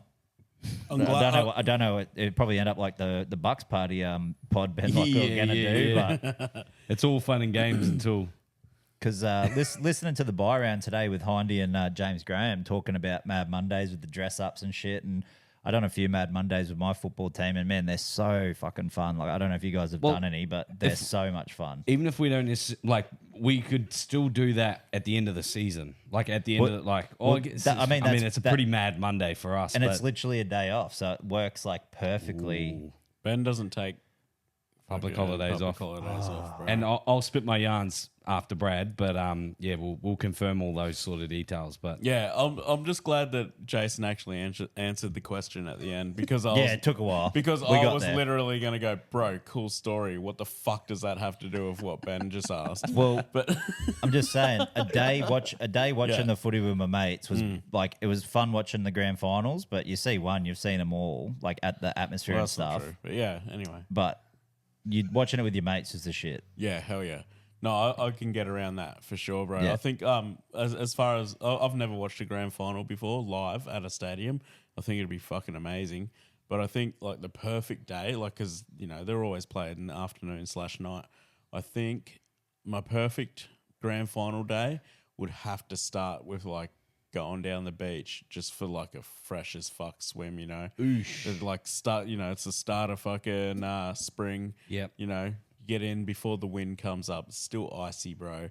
You get in there. Maybe you had a few drinks the night before. So the maybe cold, a couple for breakfast. yeah, a couple for breakfast. And Ear then of the dog. so you hit the beach, you have a fresh swim. Let's pretend I have no kids and I'm just living my best, right? So I'm down there. I have Speedos. a swim. Yeah, You Speedos, going bro. Speedos, yeah. 100%. They got Tino Fa'amasua's fucking face on them. You take your boogie board in one hand as well. No boogie boards, bro. I'm body surfing. Hey, that was nice. We both said body surfing. Yeah. I'll body surf Yeah. you. Jinx, fucking something on a roof, Pepsi. Yep. Did you find out? Did you end up finding out what that was? No, nobody fucking told me, bro. You got to ask I'm your still- kids, bro. They're the ones that say it. Oh, yeah, that's a good call. Yeah, that's a good call. Anyway, so Fuck did you just say? starts off with a fucking cold as fuck swim, right? Yeah, love it. Straight into wherever sells the best bacon and egg rolls, dude. I want to get that shit in me, right? Straight after the fucking bacon and egg rolls, bit of coffee. You start Orange juice as well, maybe. Yeah, a bit of OJ to go with it. Just because you got a big day. You got a big day ahead. Hey, I'll tell you what. Okay, so yes, before you eat the bacon and egg roll, you drink the OJ. Yeah, you got to get your vitamin C. Yeah, you drink the OJ. You have your B&A with barbecue sauce, and if anyone says tomato sauce, I'll fucking find you. Fucking criminal. Then Tomato sauce is better. I fucking knew you'd say that. I bet you're a Barocca guy as well. Barocca's okay. The orange one, not the other one. Well, you don't like the original? Nah, I want orange. Isn't the Barocca, original bro. orange? But Nah, it's the only original. good. The original's red. It's only good if you have a hangover, dude. It changes the colour of your piss real bad too. Oh, You think yeah, you got because bladder it's- cancer or Yeah, something? because it's like fucking 50 times as much vitamin C as you need. Yeah. But that's Oh, all good. It's like I fed my dog beetroot and he was shitting, and my mate took him for a walk. And he took a Shitting blood. shit and it was like, and he's like, bro, oh my God, he's shitting blood everywhere. Nah, it's all good, bro. We just fed him a little bit too much beetroot. Yeah. Sorry. keep So going. no, you're all right, bro. Yeah. Shout out to you dudes. Anyway, so you straight into a fucking bacon and egg roll. Maybe you know, in the mornings you got to go fucking iced coffee. It's got to be Yep. iced, No. Especially if it's a spring but morning. it's got to have no milk and it's got to have no sugar because I want that shit bitter, baby. I want to be fucking taste. That's where the kick comes from, bro. Have you ever had a cold brew? yeah. I was worrying about That's the you same. just saying like a fucking Okay. dare iced coffee. I'm like, bro, I will shit before kickoff. Bro said no sugar and then goes into going dare coffee. Yeah. No, when he said iced coffee, I'm like, dude, No, that no. that ain't it. 'Cause No, I'll that- shit before. That's reserved for crackheads, bro. Yeah. Who smoke 1,000,000 darts a day. Yeah. That's not for me. I don't smoke and I'm not a crackhead anymore. so I'm having me coffee, bro, and then it's straight into on the fucking yarn, on the phone, on the blower. Boys, where are ya? Where are we meeting up? Because I want to get straight down to like a surfy or fucking burly pav, something like that, man, where you're in the sun, you're having early beers before midday. You want to start getting into your work. Nothing too crazy. You just got to have a couple of beers. It's got to be Settlers. the wind's starting to pick up. So, you know, you got a nice cool breeze coming through the veranda. Everybody's on the beers, you know, they're icy. The sun is just like shining straight through the scooey glass, bro. That's when Heating your it's beer up. glistening, dude. Yeah, well, it won't heat it up for long because they're going down quick at that fucking rate. Anyway, He's also got 4 empty ones in his line sight that he's not yes, talking about exactly. as well. But yeah. They're stacking, bro. You got to stack them. You got to do some God's work, bro. You got to do the work of the boys who are gonna or girls who are gonna come and pick that shit up later. You know, you don't want them to come over to your table and go, "Oh my god, they got fucking 15 empties," and have to stack them all up for you. Bear hug them what all. are they getting? What are they getting paid for though? Yeah, but come on, bro. It's fucking grand final day, and they probably don't want to be working. All right. Yeah, fair. So Yeah. coming into the afternoon, we're Yeah, talking we're coming into the afternoon. sun setting. Fuck lunch. Nobody does lunch. You're already on the beers, all right? We're fucking into our work by this stage, and we're going, all right, let's say we weren't lucky enough to get tickets to the grand final. Well, if we're at Burley Pav before lunch, I don't think we are. That's a great point. That's a great point. That was probably something you should have mentioned before the PAV, but we go to the PAV when we're That's a when we fucking don't have great- tickets. That's a great point, Jason. So Anyway, we hop on a Sorry. plane and we go straight to Sydney. Nah. Yeah, we're charging the red eye. Let's go, boys. Brad goes to Rabina instead of Yeah, it turns out Yeah. this is all happening on the public holiday Monday, and Brad missed the whole fucking grand final. Anyway, boys, we're finding someone's house. Let's say it's yours, Jason, because your place is a good place to get pissed. Let's admit it. You got a big ass TV. You got a great backyard. You got a pool out the back. The back you got a deck's the best, I big think. ass couch. I love that. I was gonna say I love your deck, but that Yeah, would you- sound well, you a do. little bit weird. But so when you came in with your ocean water, right? Yeah. Say we do it at mine. I'll Yeah. raise your ocean water for the Labrador Lagoon across from the Grand, and we go from Burley Pabs. Too many jet skis, bro. No, it's the lagoon, the bit that's cut off with that big sandbar, so there's no waves in it. It's actually like, you know, the lagoon bit out the front of Chara Seafoods? Yes, I do. We fuck the Burley Pav off. Okay. We go straight to the Grand. It's got a Grand. fucking huge deck with sunshine. Oh my god. You're speaking some fucking sense, brother. Every little bit you kept fucking saying, I was like, hey, Labrador has that. Yeah. Labrador's Yeah, got tweak this. it, bro. Tweak it. Yeah. And I was just like, has Brad just described the perfect fucking grand final day? It could be. The only thing I'm going to change out, though, fuck the bacon and egg rolls off. Yeah. We get Black Hobbit down in the patrol with the Weber in the back. Oh, sets yeah. it up on the back porch. So he's starting at 4 a.m. And he's putting a fucking pork Onions. roast on like he did for UFC 300. Yum. Can we organise this? I think we I might think you have just to did. now. I think you just did. And we fucking make sure we've got a couple of these cartons Yeah, here we got ready to go. at least 5 cartons of brouhaha. Sounds perfect. Well, I'm going to be taking one on my rate. So How fucking it's fortunate, but it's actually probably more unfortunate she doesn't listen to the pod. But it's my wife's birthday, the 6th of October, which happens to be the weekend of like the day. Wait, of. is it Saturday or Sunday? It's Sunday, bro. And it generally is the Sunday like each year type thing. So it always seems to fall on her birthday. So the weekend is all about her. However, this year, and honestly, probably the last few years, because they haven't been teams where she's fully gotten behind, she's not that interested in it. And, me being the amazing husband that I now am, I take one for the team and go, all right, yeah, we'll I'll watch it on my phone or I'll watch it in the background type thing. However, this year, I've finally convinced her around. We've come full circle. We're going to be watching it. We've actually got a unit that we're going to be staying at, so we're going to be up there. But for pre's at around 12 o'clock, we've actually hired a catamaran. Oh, nice. So we've got a catamaran, so we're going to be having pre-drinks on there for about 4 hours. We've got a couple of spare seats as well. So if the plans fall through with you boys, there's always room on the boat for some extra brouhahas as well. So yeah, we've got a catamaran out on the water for about 4 hours. It'll take us back, and then she's already told me that we're going to be watching the grand final as well this year. So sick. Super excited for that. And I think next year we worked it out that her birthday falls on the Monday. Whether or That's not even better. Exactly. Because all you do is you both get wasted together on the Sunday, and then you just do hangover cuddles all fucking Monday, bro. Oh, yeah. Hangover cuddles and all day. Hey, so your lovely wife, she couldn't just hang on in the womb for a couple more days to stay away from that grand final weekend? Hey, that's the thing that I seem to always come across, but no. It's either that or you I blame her mum. Oh, yeah. What, you couldn't just hold her in? Shout out to Katrina. Or it's either that or you fucking write a strongly worded letter to Peter Volandis and get it moved to the end of September. But see, I was thinking that, but then it always seems to fall on the public holiday, so it's more of the public holiday that they design it so that it is the public holiday because I see. Victoria gets the public holiday on the Friday, so they can do the grand final parade before the game on Friday because they have their grand final on the Saturday. So you go AFL straight into NRL, straight into a public holiday for us. So it's normally if normally they're a on big the same weekend. No, they always are. They link them up.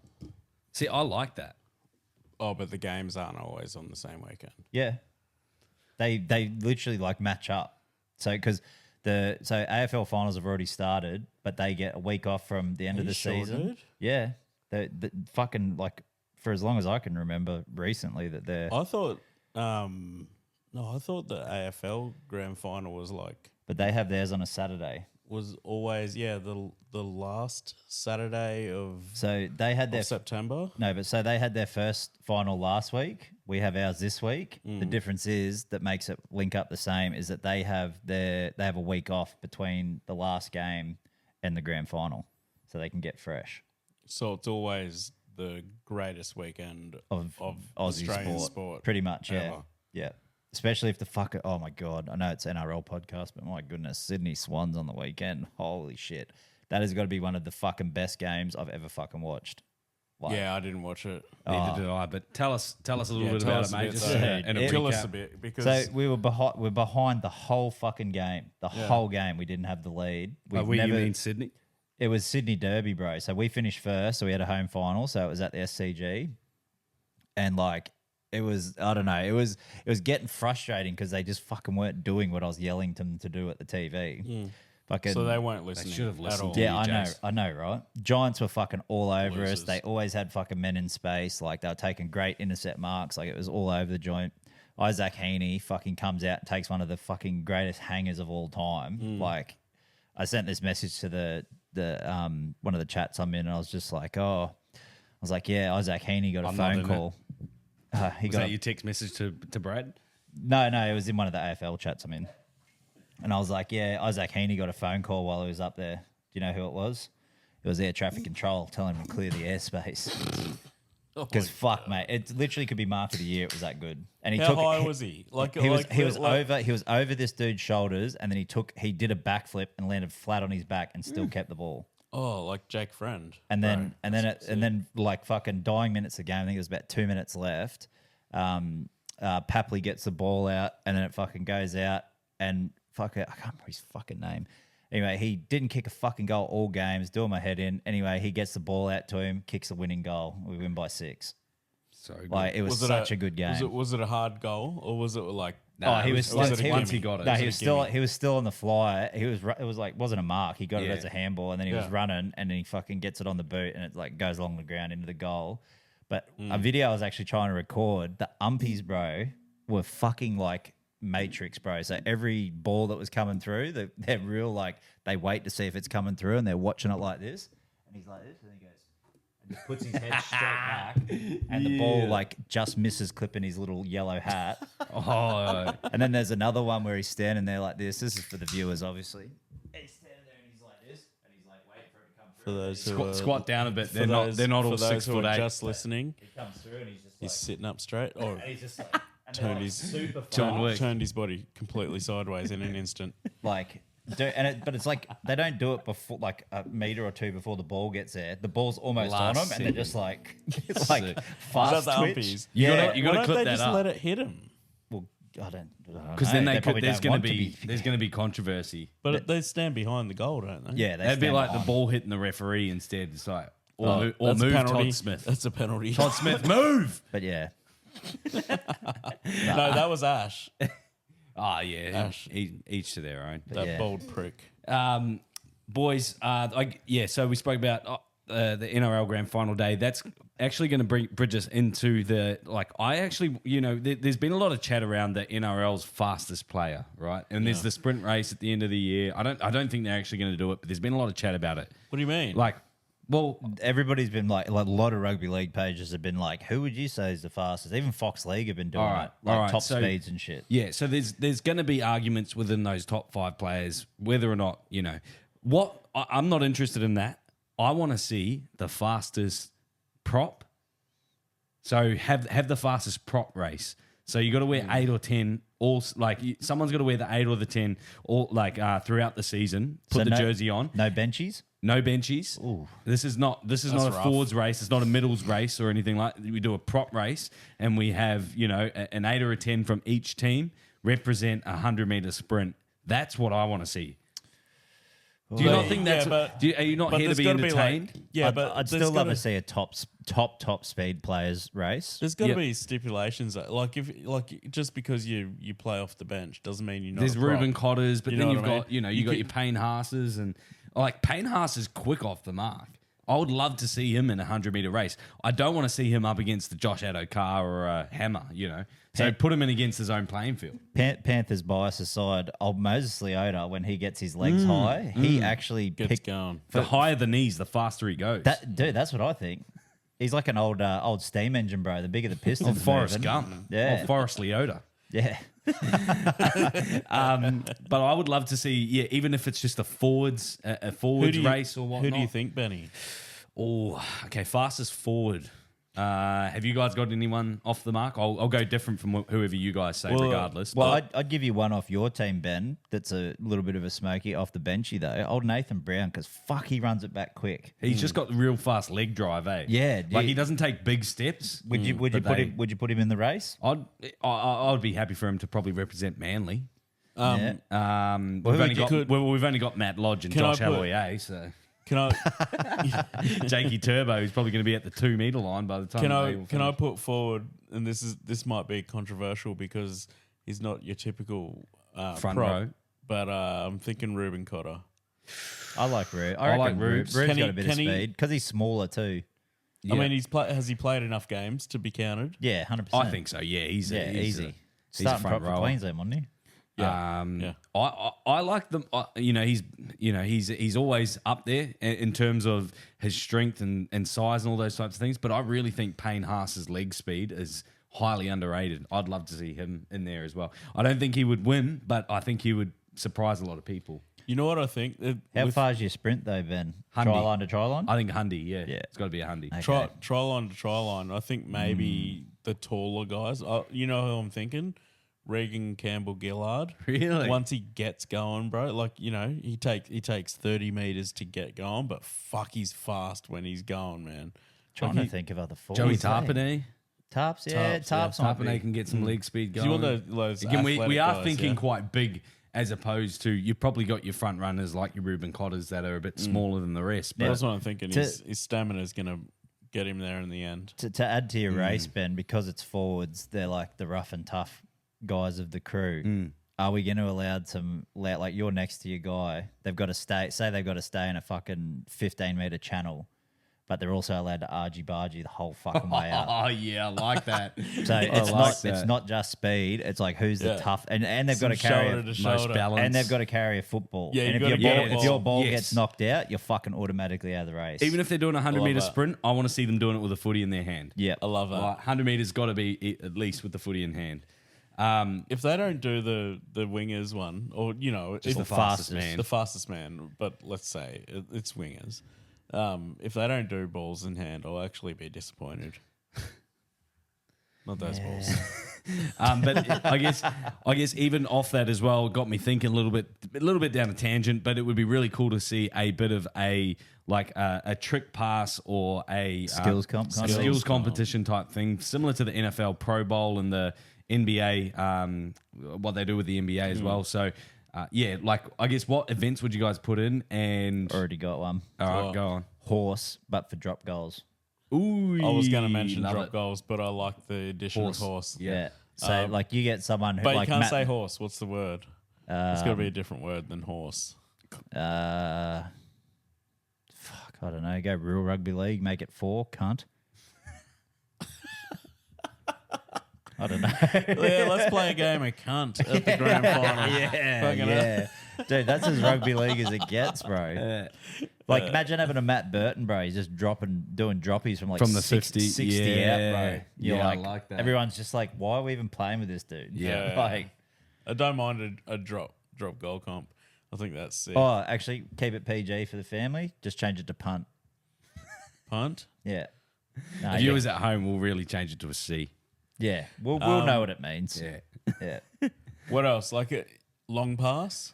Yeah. Who's got the longest I reckon, pass? Yeah. You know the old skip pass. the old footy mouth, fatty mouth that they had for the Oh, footy yeah. show that Yeah, Hello yeah. Sport bought. Precision passing. Yep. There's got to be one for precision passing. Wouldn't you love to just pass an absolute seed through Fatty's mouth? I think highest bomb has to come into it. That's another one I for think Burton. I think Birdo's already but winning that, that. well, fucking let him win, bro. How That's a good- fucking skill, isn't it? Yeah, we've got length, but we also need accuracy too, which that throws something else into the mix. Then you could do Birdo it- can you hit could- him from 60 out. Could do a conversion one as well. Yep. Conversion version. Yeah, yeah, like That a, would like, be a like, good. That like would a be conversion. That would be a good horse one. Yeah, So you go each side of the, each wing, center, fucking as far as you can go back, all that sort of shit. have you guys noticed every time though Burton does one of his Burton bombs, like doesn't matter who's He gets commentating. sucked off real hard. Oh yeah, but they go like it's one that always pops up, and they're just like, "Oh, the Burton bomb! It's come down with ice on it." It's like, Oh yeah, yeah, yeah. chill, boys. Yeah. Yeah, it's March. It's still hot. No, not in space. That's what they're saying, bro. It's cold yeah, up I there. know, but surely the ice would melt. Do you have any last takes on that, Trad? Any other little ideas on Oh, some? I've got a few, some bro. Pro Bowl you know type what? stuff? I would actually love to see one that involves like tackling. Some hardest sort. hitter. I don't Even know- if it's I just a don't know tackle what. bag that gives us a like we've got the punching bag that gives us a reading on how hard they hit. I'd still just love to see them just smash a friggin' bag as hard as they could. I Yeah. mean, not a trail bag, But just sort of one on the fly.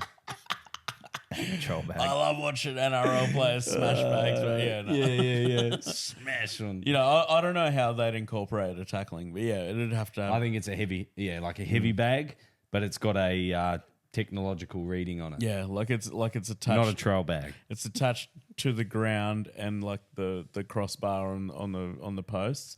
Yeah. and they just flog the fuck out of it, dude. And it Trail's measures how commando hard. crawling underground. Go. Too far. Or you could do imagine a scrum off. So you get your fucking get all your Scrum fuck- players. But I mean, Get all that's your- probably more. get all your big boys off and just see who and have like the line where they can't go past, like a tug of war, it's like but a tug scrum, of war, war. scrum. But scrum of war, Scrum of war. Love it, bro. scrum of war. Done. Love it. Because you like fuck. Think of the teams that like say it is Melbourne Penrith in the grand final. Think of the fucking big boy packs that you could have in a scrum. Mass versus That- Leota. Yeah, like dude, you'd get fucking And I think you got to have a Max King. You where, got to have where a they'd actually push back in a scrum for once. Josh King. That's the You gotta- Bulldogs. You got to have a relay in there too. I think maybe it's a. Oh, relay. Instead of a batten, they got to fucking do a flick pass when they run past them. Oh, this is juicy now. You got to run past and run onto it. Maybe they got to run like 50 meters or something, and then pass it off, and then they run the next 50. They pass to someone who's on the next try line. They send back. Yeah. And you go through every position. Maybe it's like a whole team Oh, thing. it's a whole team. Yep. Fuck, how would you break up 13? Unless they did like 25 each and you do 4. Well, no, it wouldn't be 13 because there's 2 centers, there's 2 props, there's 2 So you wouldn't second do the whole rows. team? No, so it's like each position. Someone's got to position. finish. Yeah, Yeah. okay. You So know, what'd you it's know, like 10 it's would like that be 6. 10? 6, I think. 2 Because- props, 2 back rowers, 2 centers. Yeah, 2 So wingers. that's 3. Two So that's 2 10. wingers. Oh, 2 wingers. So 9. 9 people around 100 good metre shout. track. It's a good You shout. can do Some- it. You I can mean, do I it. think- I think it'd be fun. Yeah. You could do it. Love it. All right, boys. That's going to be enough about the NRL Grand Final, but we're going to move on to the finals football. We've obviously had a big week in the last round of the NRL. We saw the Titans' last game of the season, unfortunately, but we did see a big moment from Jaden Campbell. Did you see his individual bit of brilliance? Yeah, Yeah. fucking put Liam Martin on ice skates. What?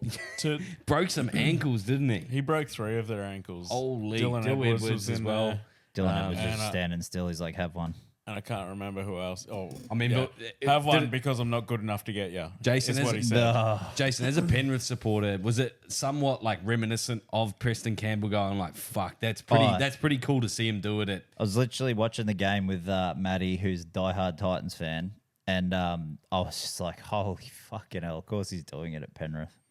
Like, it just fucking reeked of Preston, that sort of move. And you could literally probably go through like Preston's highlights and find about fucking 200 of those plays where he's done something identical to it. But yeah, and it sucks because I do like the Titans because I live here, obviously, but it's like I still want to beat them, but I want to get my $100 also.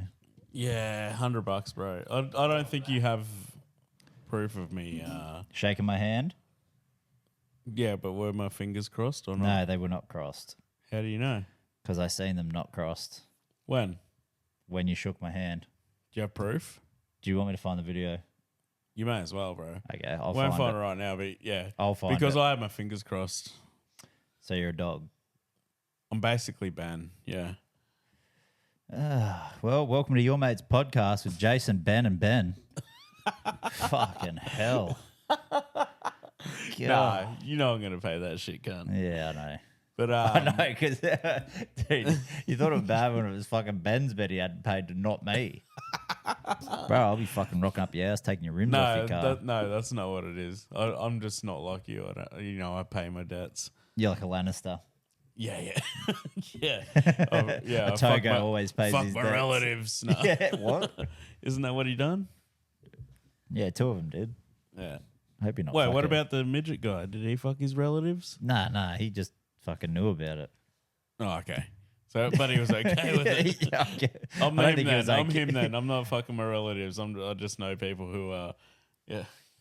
Oh my god, what the fuck? Yeah. Well, So you you're- brought up the Lannisters, bro. Yeah, because they pay their debt. It's not about relative fucking. Oh, that's what they done. Oh, you know what? Me missus, she was like full into fucking into Game of Thrones, and I was like, I'm not gonna fucking watch that shit. Like, rah. Anyway, I walk in after work one afternoon, and me missus is sitting there watching it, and literally the first like part of Game of Thrones that I ever watched was the scene where the brother is fucking the sister, and then like they cut to the fucking midget dude who's like in a brothel, Yeah. and he's fucking too, bro. And I was just like, what the fuck are you watching, man? Like, this shit's What wild. have I been missing out on? A lot of free porn in the early seasons. It tapers out a little bit towards the end, but there's still a lot of nudity. But definitely the first couple, they were like, "Yeah, we need to get some ratings." Let's get Dude, some- I was like, what the fuck is this shit? Yeah, yeah. And then I was hooked, man. I was like, I can't believe they're brother and sister. Like, But the one I have that to go to certain sites to watch this. because I've just started rewatching it, and we're Yeah. still on season 1. But the one that sort of bothered me a bit was Theon Yeah, Greyjoy. when he gets his dick cut off. Yeah, but when he's written that prostitute at the brothel at Winterfell, Yeah, that redheaded chick that he's in love with. Mm-hmm. So anyway, he's smashing her over this bed or whatever it is, and then he stands back and like shows his cock and everything, and he was going to town on it, like full clapping cheeks, and I'm just like, and then he stands back, you see his dick limp. and slim. I know. I'm like, dude, it's either a record or you're just pumping limp. No, he just wanted to go back to his missus and be like, "No, I didn't fuck her. I promise. I really swear I didn't. Oh look. I wasn't even hard. You know what it was? Yeah. Oh, you're talking about him at home. Yeah, you know, yeah, justifying that. No, I Yeah, think you're yeah. right. Imagine as an actor trying to justify that with your partner or whatnot. It's Yeah. like, Well, Yeah. they know it's a job though. It's like, oh, tough day at work today, babe. Oh, what'd you do? Oh, I just fucked a prostitute in Winterfell. I didn't get hard though. Yeah. She was a She ringer. goes, "Are you-" Didn't get hard. Maybe he was like, fake chow. It was like fake chow, but it like. So he with the just thumb. had the thumb down yeah, there. the Just thumb. Yeah. Alrighty, boys. That's shout going to out, bring shout us. out to Theon. That's going to bring us back into some NRL chat and back into our first week of finals football. First game off the bat, boys, is Friday night at 8 o'clock. Well, 10 to 8. We've got the Panthers taking on the Roosters. At Bluebet Stadium too. Should be interesting match. You know what I found funny was that obviously, I guess Brandon Smith being out is quite a big out for the Roosters, but And Sam obviously Walker. Sam Walker is the biggest out for them. But having both of them go down, the media has created this narrative around the Roosters never making it. Now, I don't think that Brandon Smith was as important to the Roosters. Are you putting on your tinfoil hat right now? Little Benny? bit. I love this. But at the same time, I don't think the Roosters are going to miss necessarily Brandon Smith and what he brings to the Roosters. I think he does a great job at being 9, but he hasn't really stood out this season at all. So I don't think they're going to necessarily miss him. But they're putting a lot of emphasis on Sam Walker. Now they've got some juniors that can do a job as well, but I don't think they're in as much trouble as what the media are playing out for it to be. I tend to disagree. I think Brandon Smith's been great for their quick, because he's a little bit like Appy Coruscant when he sees markers out of place. Yeah, he's He'll- very smart. His dummy half scoots, scoot. bro, fucking get them so many meters, especially when they don't have as long a kicking game as like a Cleary or a Moses or a DCE. He fucking makes them so many meters with those dummy half scoots sometimes. But I've been harsh on Connor Watson this year as well. But do you not think that he provides a similar No, play? not like he's a power game guy. He scoots, he's not going to pass. No, Or- I think No. he's going to pass more. He's He's- got more silky skills than what Cheese probably does, You know maybe. what? But He's more of a team guy than Smith. Like if a coach says go out and do this, he's going to go out and do Which- that. You know what I mean? Which I really think would play into the Roosters' style a lot better. I would think. But in a game, and like we're talking finals now, in a game where anything can happen because it is rugby league football, you're gonna fucking have moments where it's like, I need that guy to not obey the plan. You know what I mean? I need a guy to go. Someone out that's gonna there. adapt on Yeah, the- yeah. You got to adapt on the fly. Yeah. You got to fucking. Which Brandon Smith's definitely, does yeah. he brings that in fucking he's that guy. spades, Yeah, bro, and like you- Connor and- Watson's probably not and the I player think- that reads the defense the same Yeah, way. and I think the Appy Carousel reference was fucking perfect because he is that guy. Appy personifies the He's not as crafty. play what's in front of you. Cheese ain't as crafty around the ruck like Appy is. Like he'll look right and then pass the short left and get a try for forward. Cheese can do that, but like But he's he'll. got the speed of Appy. But and- it's and just he's those got- like checking for markers and that sort of shit, bro. Yeah. And like those little burrowing tries when he'll come out of Yeah, dummy he's half got and power, bro. he'll dip under Yeah. the forwards and that'll defensive line. And don't but- get me wrong, Connor Watson's great. He's fucking amazing, and he probably will become that eventually. But I think that Cheese was just a little, not a huge step, but just a little step above Connor. And I also think that Shandon, is that his name? Shandon Earl. it? No, Sandon Smith. It's Brandon for Sandon. Shandon Brandon Smith. Yeah. So the two. Sandor, yeah. I was thinking of. Smith for Smith. Yeah. But he's great, bro. If you think back to earlier in the season when Sam Walker actually fucking was injured and shit for a while, wasn't he? Yeah. He Smith was doing a fucking job, dude. Yeah. Him and Kiri actually worked really well. Yeah, they were still winning games. So well, off that as well. We've also got the Cleary news. Cleary is back for the first week of finals. Did you see the news from the Roosters when Teddy said that they'll have Gus testing out his shoulder because he's on his side? Oh, that's some shots fired there, bro. You don't think they're gonna have fucking But hey, bring on fucking Angus Crichton all you want. Guess who's fucking Cleary's bodyguard outside him? Marto? The fucking dog of all dogs, Liam Martin, bro. You don't think he's going to be in there trying to fucking fold him before he can get to Cleary? I don't know. Liam Martin's going to tackle while they're on attack? No. Like, if they're going to test your shoulder out, they're going to do it running at you. So you have to put your shoulder down to tackle them. Oh, so Cleary's going to pass the ball. Oh, fuck me, mate. Oh, sorry, mate. I just didn't understand what you said. Like, they're going to test his shoulder out, run an Angus Crichton at him with the ball. Uh-huh. So is this your first week of rugby league? Oh, gotcha. Okay. Jesus I gotcha. Christ. Can tell this bloke's fucking... this guy's already in Bali with the Titans. Fucking when you hell. said he's going to test his shoulder out, I thought you meant he's going to tackle Cleary, like he's going to hurt him. I didn't take that at all. That's funny. It's funny as fuck. That's what you took. Dude, I'm on the opposite end of this. Is he going to do that at training, is it? Yeah. He's going to fucking go down there while he's training and shit. Cleary's out for the first round again. Hitman style. Like, I missed Think that. you're playing the finals, eh, motherfucker? You know, when they wanted Mr. Burns out of the bowling team. Oh, yes. And he hits him in the knee with the pipe and then it fixes his knee. Yeah. Angus Crichton's in the car park, hits Cleary in the shoulder. He's like, my shoulder's fixed. Oh, shit. Sorry, bro. I was on the opposite end of that. Dude. Run at me, cunt. Run harder. But the training. If you got to be scared of anyone, I think it is Angus Crichton because he's a fucking weapon. Yeah, he's been on fire. But coming good at the right time of the season too. Like, he's doing a lot of stuff throughout the beginning of the season, but I guess consistently across the boards as well. You see him doing it closer to the final series, and they're definitely a guy that they can rely on. He's on a burner, dude. Yeah, he's on a burner. He's having a fucking great year. But I mean, moving on from that game, not yet. But is there any last sort of things that you want to give on the Penrith Panthers, mate? And how confident are you going into this Friday night? When I get to finals, like since 2020, I've always been like quietly confident before games. After games, or during games, I'll talk more shit, obviously. But always. I don't know. I'm feeling pretty good about this game. I think it's gonna be fucking hard. I think because Spencer Lenu's starting as well. So he'll have that little bit of a edge trying to prove it in front of the Panthers fans as well. But that could mean penalties. I don't think he's going to fight any of the brothers though.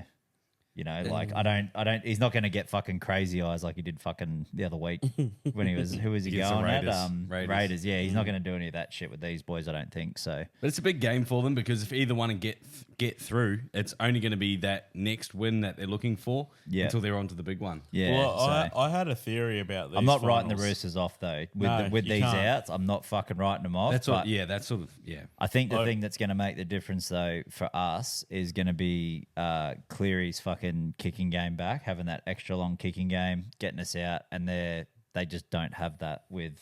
They didn't have it with Walker and Kiri, and I don't think they have it with Sandon and Kiri. They don't have that long kicking game to get out of trouble. I had a little theory, and I was hoping that the Storm game was going to happen before the Penrith game, because I thought if Sharks could fucking beat Storm, then Storm end up having to go the hard road, right?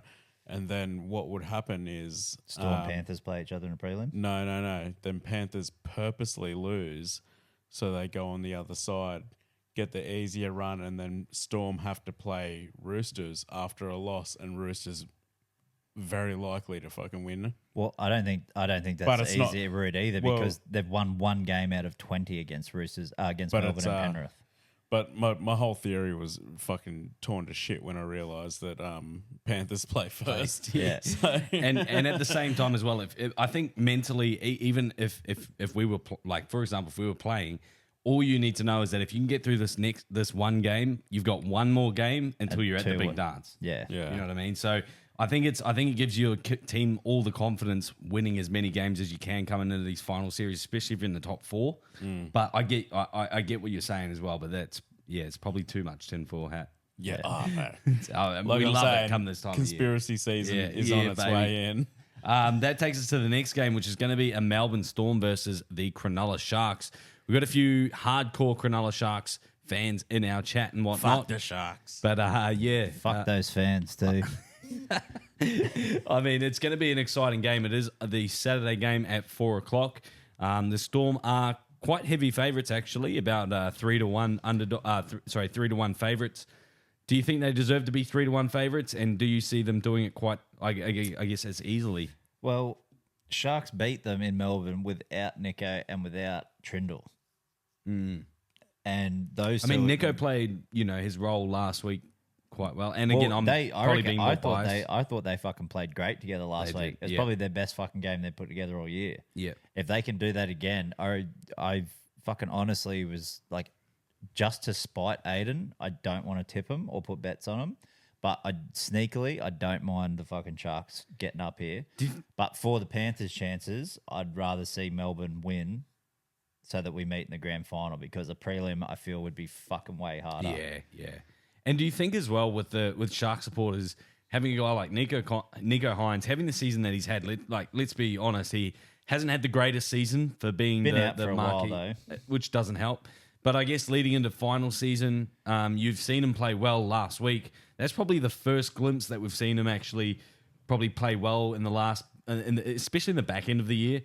Coming into final series, it's what you want to see, I guess, the week before. But do you think that there's also some doubts and there's some questions in the Sharkies fans going, do we want Atkinson there? Do we want to have Nico and Trindle there? I think if they win this game, like they're like that fucking monkeys off their back for not winning a finals game. But I don't know. Melbourne are just fucking. They've peaked at the right time. Like you look at Melbourne compared to Penrith, right? Penrith are fucking limping in, made a shit ton of errors, and then you've got Melbourne who absolutely fisted the Broncos, and like have been playing good all week. Oh, Ben Alcine just died. I'll tell you what, bro. Seeing the Nico Hines come Jesus. back and pardon? Oh, nothing. Seeing Nico Hines come back. You stuttered Oh wait, when I you think said- I think I know You stuttered what when you you thought said I that, said. and I was like, oh, seeing this yom. Yeah, I accidentally said the Yeah, before yeah. as well. Seeing Nico Hines, I'm telling you, it's the brouhahas. they don't make you racist, I swear. Anyway, seeing Nico Hines come back and the Sharks actually win 2 in a row with him actually gives me confidence that they could possibly put it over Melbourne, just because they are their hoodoo team. They are expected to fucking lose, obviously, you know what I mean? And They got no hazelnut though. Melbourne, oh really? He's knee injury, I think, and he's listed, but he's on the extended. He's not in the team. That's a big out. I know he comes off the bench, but that's a big out. Dude, did you see his fucking play on the weekend? No. Dude, he literally got traded. Got like fucking carted on. Yeah. Fucking ball comes out the back. Who's there to fuck it? As he's running on into position, No. fucking scoops it up on the fucking 10, bro. Makes fucking 15 meters. And he's Fuck, like, that's so good. Hazelton. Like, I was like, dude, you didn't score. Chill out. Like, he just picked up a fucking scrappy ball, bro. Yeah, he's just a ball guy who can fucking run hard. But it's one player I can get around, bro, is a fucking Hazelton, bro. Like, he's got, I don't know, he's got something about him. Like, even as a Sharks player, Because I don't know. He seems like a battler. He seems like a dude you can he's get a around at the battler, pub, bro. you know? Yeah. You know, like, the dude when he makes his debut and like all his mates are there. Yeah. I feel like I could be one of Like those when mates. when Charlie Staines scored his first try. When he scored his first 4. And and all his mates were there. Yeah. Just In fucking the like corner where he just scored him 30 too. dudes just fucking humming for him. Yeah. The same as Stone Street as well. think And about it. what's your guy's name? Marky Mark from the Roosters. Yeah, Noah Gunnar Tawasi. He's fucking. Did you practice that in the mirror? No, I don't have to practice, bro. Dude, that try was bullshit. But anyway, back to the Sharks. Sorry. So I think, I think that Sharks have got a better chance than people are giving them. Oh, I think be the odds honest. are a bit inflated. But I did not know Hazelton was out. yeah, but, I think they got him in at. now? I think they got him at 22. I think. So he'll be back the second week of finals. Yeah, but So I So think who's in? Hemula and ULA. ULA that his maybe. name? Has he been playing? I don't think so. I'm not sure, but yeah, he's in doubt. But they've got him at 22 in case he comes good. He's got to pass final fitness. But then moving on to the next game as well, boys, because we are running short on time. But we've got the Cowboys versus the Knights. We got 5th versus 8th. It's going to be played at Queensland Country Bank Stadium up in Townsville. Cowboys are favourites in this one against the Knights. So the Knights were lucky enough to just get in, but Quick They've question. been on a tear, bro. Quick question. a Knights. Do you think this fucking Super Saturday is fucking back to front? Yep. What do you Why mean? is Melbourne and Cronulla not the fucking main game of Saturday Oh, night? okay. No, I agree. Yeah, Because Sunday's the or day. even Actually, Penrith Panthers versus the Roosters would have been great for a Saturday night. I've just answered my own question because it'd be fucking 35 degrees in the afternoon on Saturday in North Queensland. That's why. That's no a good worries. point. That might be viewers Anyway. and listeners. But just some quick takes on that, boys. On that game, boys. We got Cowboys versus the Knights. I didn't watch the Knights versus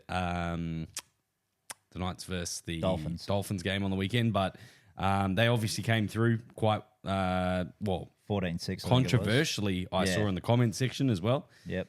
But do you guys think that the Cowboys or the Knights are going to get through there? I think if Cowboys can do what they did last week and don't get complacent going, it's just the Knights, they can win. But Kalen Ponga is fucking dangerous when he's on. Yeah. First of all, If he's on one and he's back at where he started. So he got kicked out of the Against Cowboys. the Cowboys, yeah. And had to go look elsewhere. Up at Townsville. So He it's probably like- knows the locals. Yeah. So I don't know. If definitely knows if the Kalen locals. goes out and he's fucking on one, I mean Cowboys can fucking leak 40 fucking points and still Still, yeah.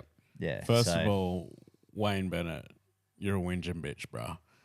hey, to be You fair, lost the game. To be like, fair, just though- fucking like don't fucking come out and just like start all this shit, man. You lost the game. You're not even coaching them next year. You would never had a fucking chance, bro. well, they did have a chance because he fucking hit the inside shoulder, and that's the fucking rule. Yeah, plenty. If of you hit thing- the outside shoulder, that's the obstruction. plenty of things happen that So game. they're just I know that you can't rest it on one play, but you don't know what momentum's going to do after that because there was still plenty of time. But to say we need to get rid of the bunker is ridiculous. yeah, I think Wayne's still receiving fucking letters through a fucking typewriter. So and Australia Post. There's Yeah, he plenty. just got a facsimile. Yeah, There's plenty to talk about with the officiating and whatnot, but we'll be talking about a lot of that over the next couple of weeks. Hold on, I didn't even say anything about the game. Come on, bruh. Fucking hell. I want to say Knights will win. Ooh, yeah.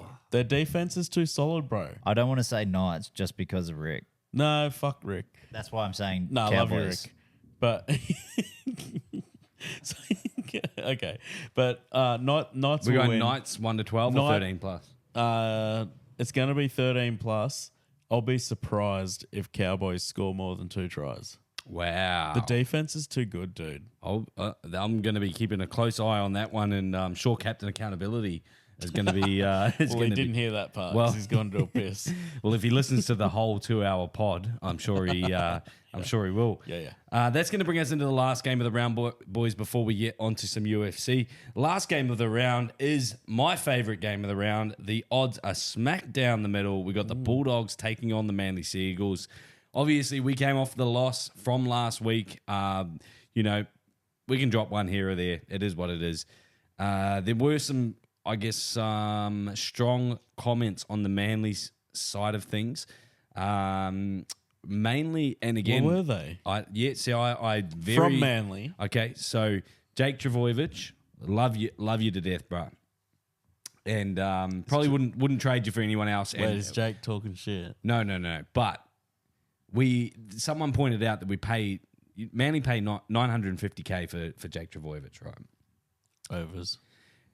Well, considering his stats, right, he ran for about 49 meters. I think he gave away 2 6-agains, which actually led to Sharks tries on the weekend.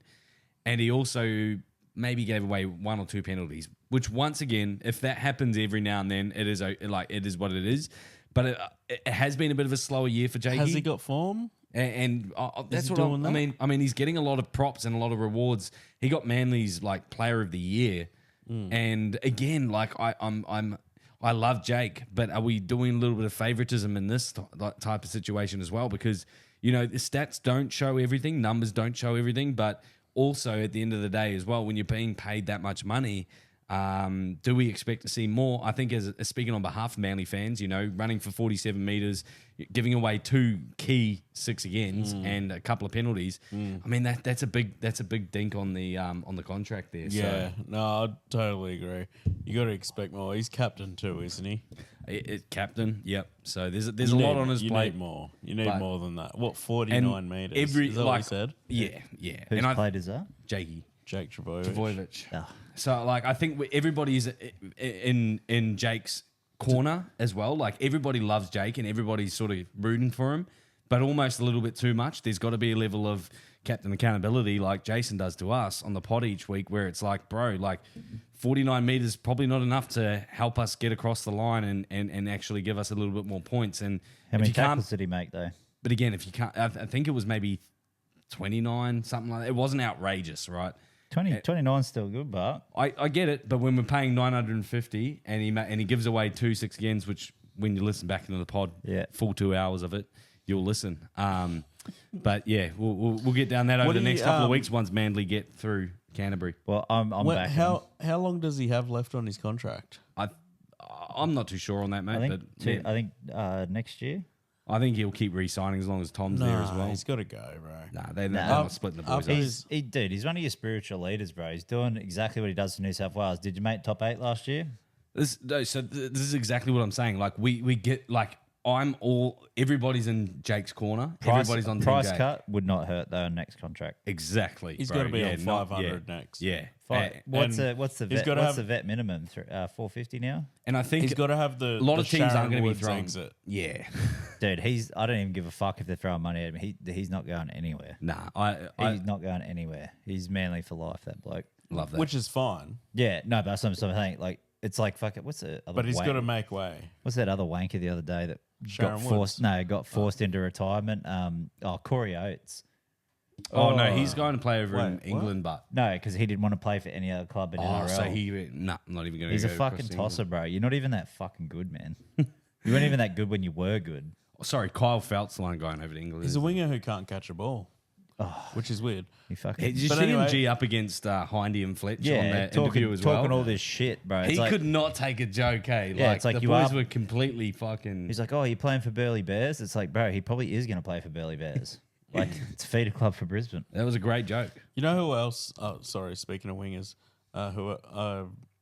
Alofi Khan Pereira got most tries in the season. Got the Ken Irvine Officially, yeah. Round 27 now done. And he got your what's his name?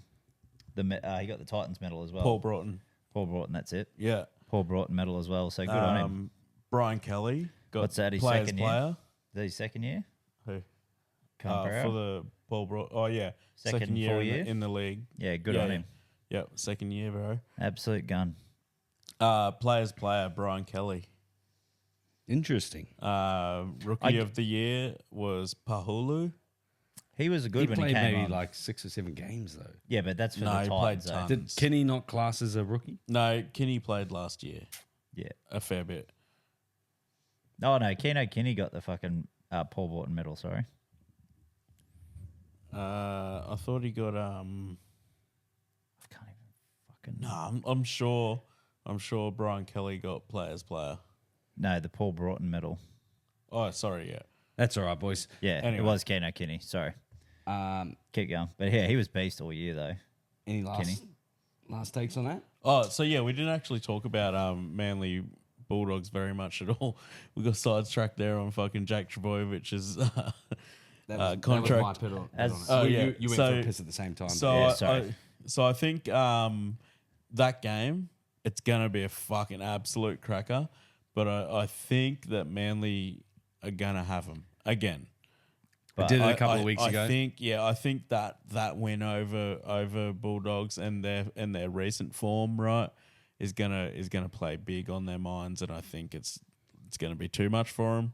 And I think Manly are going to run over them. Not convincingly, though. It's going to be a close one, but Manly will win. One thing that's going to fuck with Manly more than anything that the team can do is going to be a core stadium full of fucking Doggies fans. They got fucking 40,000 out there the other week. We did it a couple of weeks ago against them. Remember we went to Sporting Globe? Yeah, but Still this... same. No, Was that but this, at this Acor, though? Yeah. It was at a core, yeah. Oh, No, well, it was fucking- it was at 4 points, wasn't it? No, bro. It was at a No. core, 100%. Well, okay, so there was 40,000 out there then. Like, imagine what they're going to be like this week. It's yeah, gonna we're be going to like- shut them the fuck gonna be up. like First, I'm 41,000. just saying, We're doing these ones at halftime. Nah. first time of finals Nah, 16 nah, since nah, 2016. They'll be out in force. There'll be Savlakis everywhere. Savali and, what is it? Tabuli, yeah. Tabuli and... Fuck yeah, bro. Yeah, Some Pasek will be Tabuli. all over the Tabuli. We're looking forward to those games over the weekend, boys. But yeah, they are not necessarily the only things that we're looking forward to. We've also got the debut of the UFC Sphere. UFCSphere. UFCSphere. We can call it the UFCSphere. But before we get on to that, just a couple of quick things that I picked up from the Dana White Contender Series today. They had Navajo Sterling, who is a big big member of the Auckland City kickboxing team, training partners with Izzy and the guys over there. He had his debut fight with the UFC under Dana White Contender Series. Managed to get the second round knockout and has secured a contract with the UFC. Nice. So we have another Australasian. I can claim he's from New Zealand, bro. But Nah, you can have him. You can have him. Well, hey, he's all ours. He's a good looking sort too. So Is he? Yeah. I don't try to claim stuff that's not mine. Oh. Except for my $100. Except for Rob Whittaker. Anyway, on based like Rob Whittaker claims to be ours. yeah, that's all right. He's You can have bro. him. You guys literally copied our flag. Come on, man. Oh, Yeah, New Zealand looking over at Australia's homework. You know what else? anyway, You know what else you claimed? Fucking Pavlova. Pimpama. Oh, it's Coomera. No, we are Coomera, bro. Oh, Coomera is the capital city of New Zealand. Nah, it's spreading it's their East Pimpamar Auckland. too. Yeah. The third island. Talking about the Dana White Contender Series as well, there was a match up on the card. It was Cody Steele, I believe, is an American sort of prospect, and they put him up against a Brazilian. I can't remember his last name. I think it was Otahui or something like that. Anyway, the Brazilian was strapping up and ready to go, so he's got his hand wraps on. Same with Cody Steele. Ends up saying to whoever, no, I don't think I can go out and do this. So they end up, this is just before the fight, just before they walk out. So anyway, they come back and they're like, oh, what the fuck? Anyway, Sean Shelby comes back behind the scenes, talks to him a little bit, gives him a bit of a pep talk, convinces him to fight. So anyway, they put the wraps back on. They're going out to go fight, and surely enough, Bo pulls out once again. Now, the opponent, not Cody Steele, so the opponent that he was facing, he's actually beaten Alex Pereira. He's from Brazil, and he's beaten Alex Pereira before, and he pulled out of the fight against Cody Steele. Shit. So some pretty juicy things on that. Do you know the reasoning? Scared? There was no medical clearance. There was no. From what I hear, it was that he was just he wasn't cut out for it. He was too either scared or he wasn't confident enough that he was going to win. Whichever reason, which also gives props to this Cody Steele guy as well. So it's only Dana White Contender Series, so Cody Steele isn't signed. However, I'd definitely be an eye out. Be definitely keeping an eye out for that name in the near future. Look, as well. I don't want to shit on your parade, but I don't think fighters get scared at the last minute. You know what I mean? Dana White, the bro's only 12 and He 3. probably had diarrhea, Hey, I mean, there's plenty of good, upset belly, plenty of good excuses there, but maybe. belly. there's also you're too scared. which is probably the one main reason. There's If imagine you hearing make all it to the Contender Series, bro, like I don't know. Maybe he's camera shy. I don't know. Like that could be it. Maybe it got to him, the pressure of the event. Who knows? Yeah, and you look at the size of this Cody Steele guy, and you look at his highlights and stuff. He's a fucking stud. Well, I wouldn't. No one's going to really want to go. You'll up have to against show that me guy. because I'll be honest, I haven't seen it, but maybe. Yeah, no. Well, Maybe like I he said, is that I good. found it quite astonishing that the fact that he beat Alex Pereira and the aura that he's got, you'd think that he'd have so much confidence coming into UFC promotion, but. So what was Yeah, the he pulled commentary on it? What were they saying? Well, Cody didn't fight, so they just pulled the fight from the card. Fuck. Yeah. So And they were just Dana like- wasn't happy, but Dana just pretty much said that look, this isn't for everybody, and I'd rather it happen in the Dana White Contender Series than it happen on At a an event. UFC Yeah, fucking oath. event as well. So Yeah, for real. which brings us to his press conference where he was actually sort of talking about a lot, and one of the main things that I took away from it was the spectacle that Sunday is going to be. Have you guys heard a little bit around what's happening on Sunday? Because if you haven't, I'm more than happy to tell you. Yeah, Go on, Ben. Feed it. The UFC is going to be at the Sphere, which is pretty cool. Which is owned by James Dolan. I mean, I didn't know that. And but they, Huh? yeah, it's owned by James Dolan. Oh, and they, no. I don't know if you noticed on, the who's James Dolan? owner of the New York owns Knicks. the New York Knicks, Ah, dude, okay. and he's So- a piece of shit. I don't know if you've noticed. Yeah, we've hated James Dolan for a long time, me and Brad. It's one thing we can collab on with the we Knicks. can, yeah. But the sponsors on the jerseys now, they've got the one sponsor on the opposite sleeve to the Nike or whatever it is. What is it? Well, they got the sponsor on every jersey. Yeah, yeah. So ours this last season was actually sponsored by the Sphere. Oh, really? Yeah. Weird shit, bro. Yeah. So yeah. That's how you know fucking Dolan's got that much fucking coin, bro, that he I don't even know what the fucking Sphere cost. Surely it would have been $1 billion. Oh, man. 2.3. 20 billion. 20 billion. 20 million. Yeah. Dude, that feels like unders. 20. No. That was how much the UFC just spent on their event. Oh no, I'm saying like the actual Sphere itself to build it would have been like $1 billion at least, surely. But I listened to the press conference today, and Dana spilled a lot more about what's actually happening. So, from beginning to the end, obviously the Sphere is the spectacle. So he's like the challenging component of that is having the fights being the spectacle at the time of the fights, and then also showcasing the In Sphere between. In Yeah. between. So what they're actually going to be doing is in the background, from what I take from the press conferences, is that in the background they're going to be having an image of of New Mexico from early on in the prelims, for example, and then as you get towards the main event, the world's going to be evolving at the time. Oh yeah. And That. by the end of the main event, they're going to be fighting in the future of Mexico. Yes. So there's going to be some futuristic shit, and he reckons cool there's as. going to be like pyros, there's going to be all sorts of things in the background. So we're not only just going to see the fights this weekend, but we're also going to see the spectacle play out the way that the UFC want it to be. And he was saying there's movies. It's one long movie during the main event, and each movie is going to go into like a bit of a chapter, and each chapter is going to be one of the fights.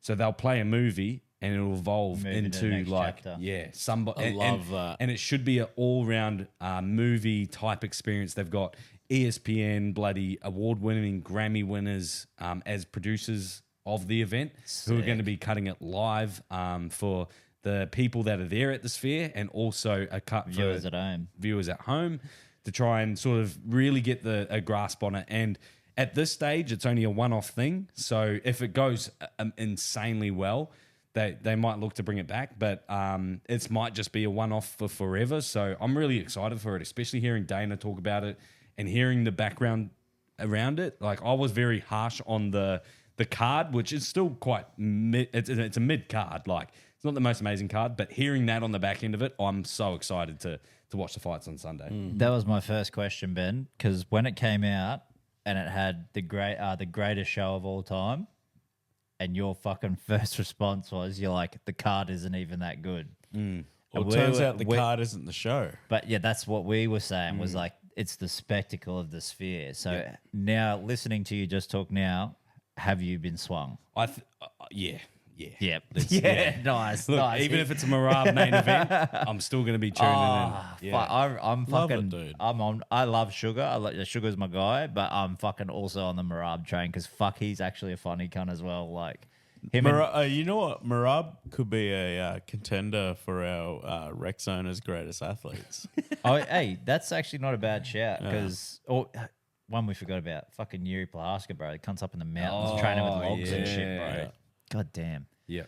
But yeah, I'm excited. I'm excited. There's definitely more excitement there hearing around what it actually is. And again, whether or not the excitement's for the fights, which it usually is, but I guess at the same time, it's that that's all you need to be looking forward to as well. You could just be looking forward to the actual event itself. So And Sugar's going to put on a fucking show if he's got Always. if it is a one-off for the Sphere. Like we don't know how it's going to go yet.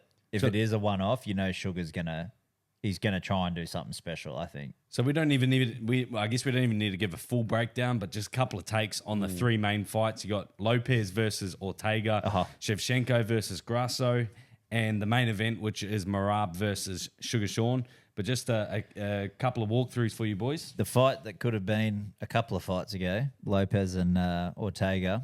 I'm always It been was a scheduled, fucking, wasn't it? And then they had for to, 300. Was it 300? Yeah. So I've always That's been right. always been a fucking T City man, but I can't get over that frollet and the English tattoo on a Portuguese speaking man. He's the fuck, and he seems like a funny cunt too. So Good bloke. I'm all over him. I want him to win. But I think the one thing that after watching his last fight, if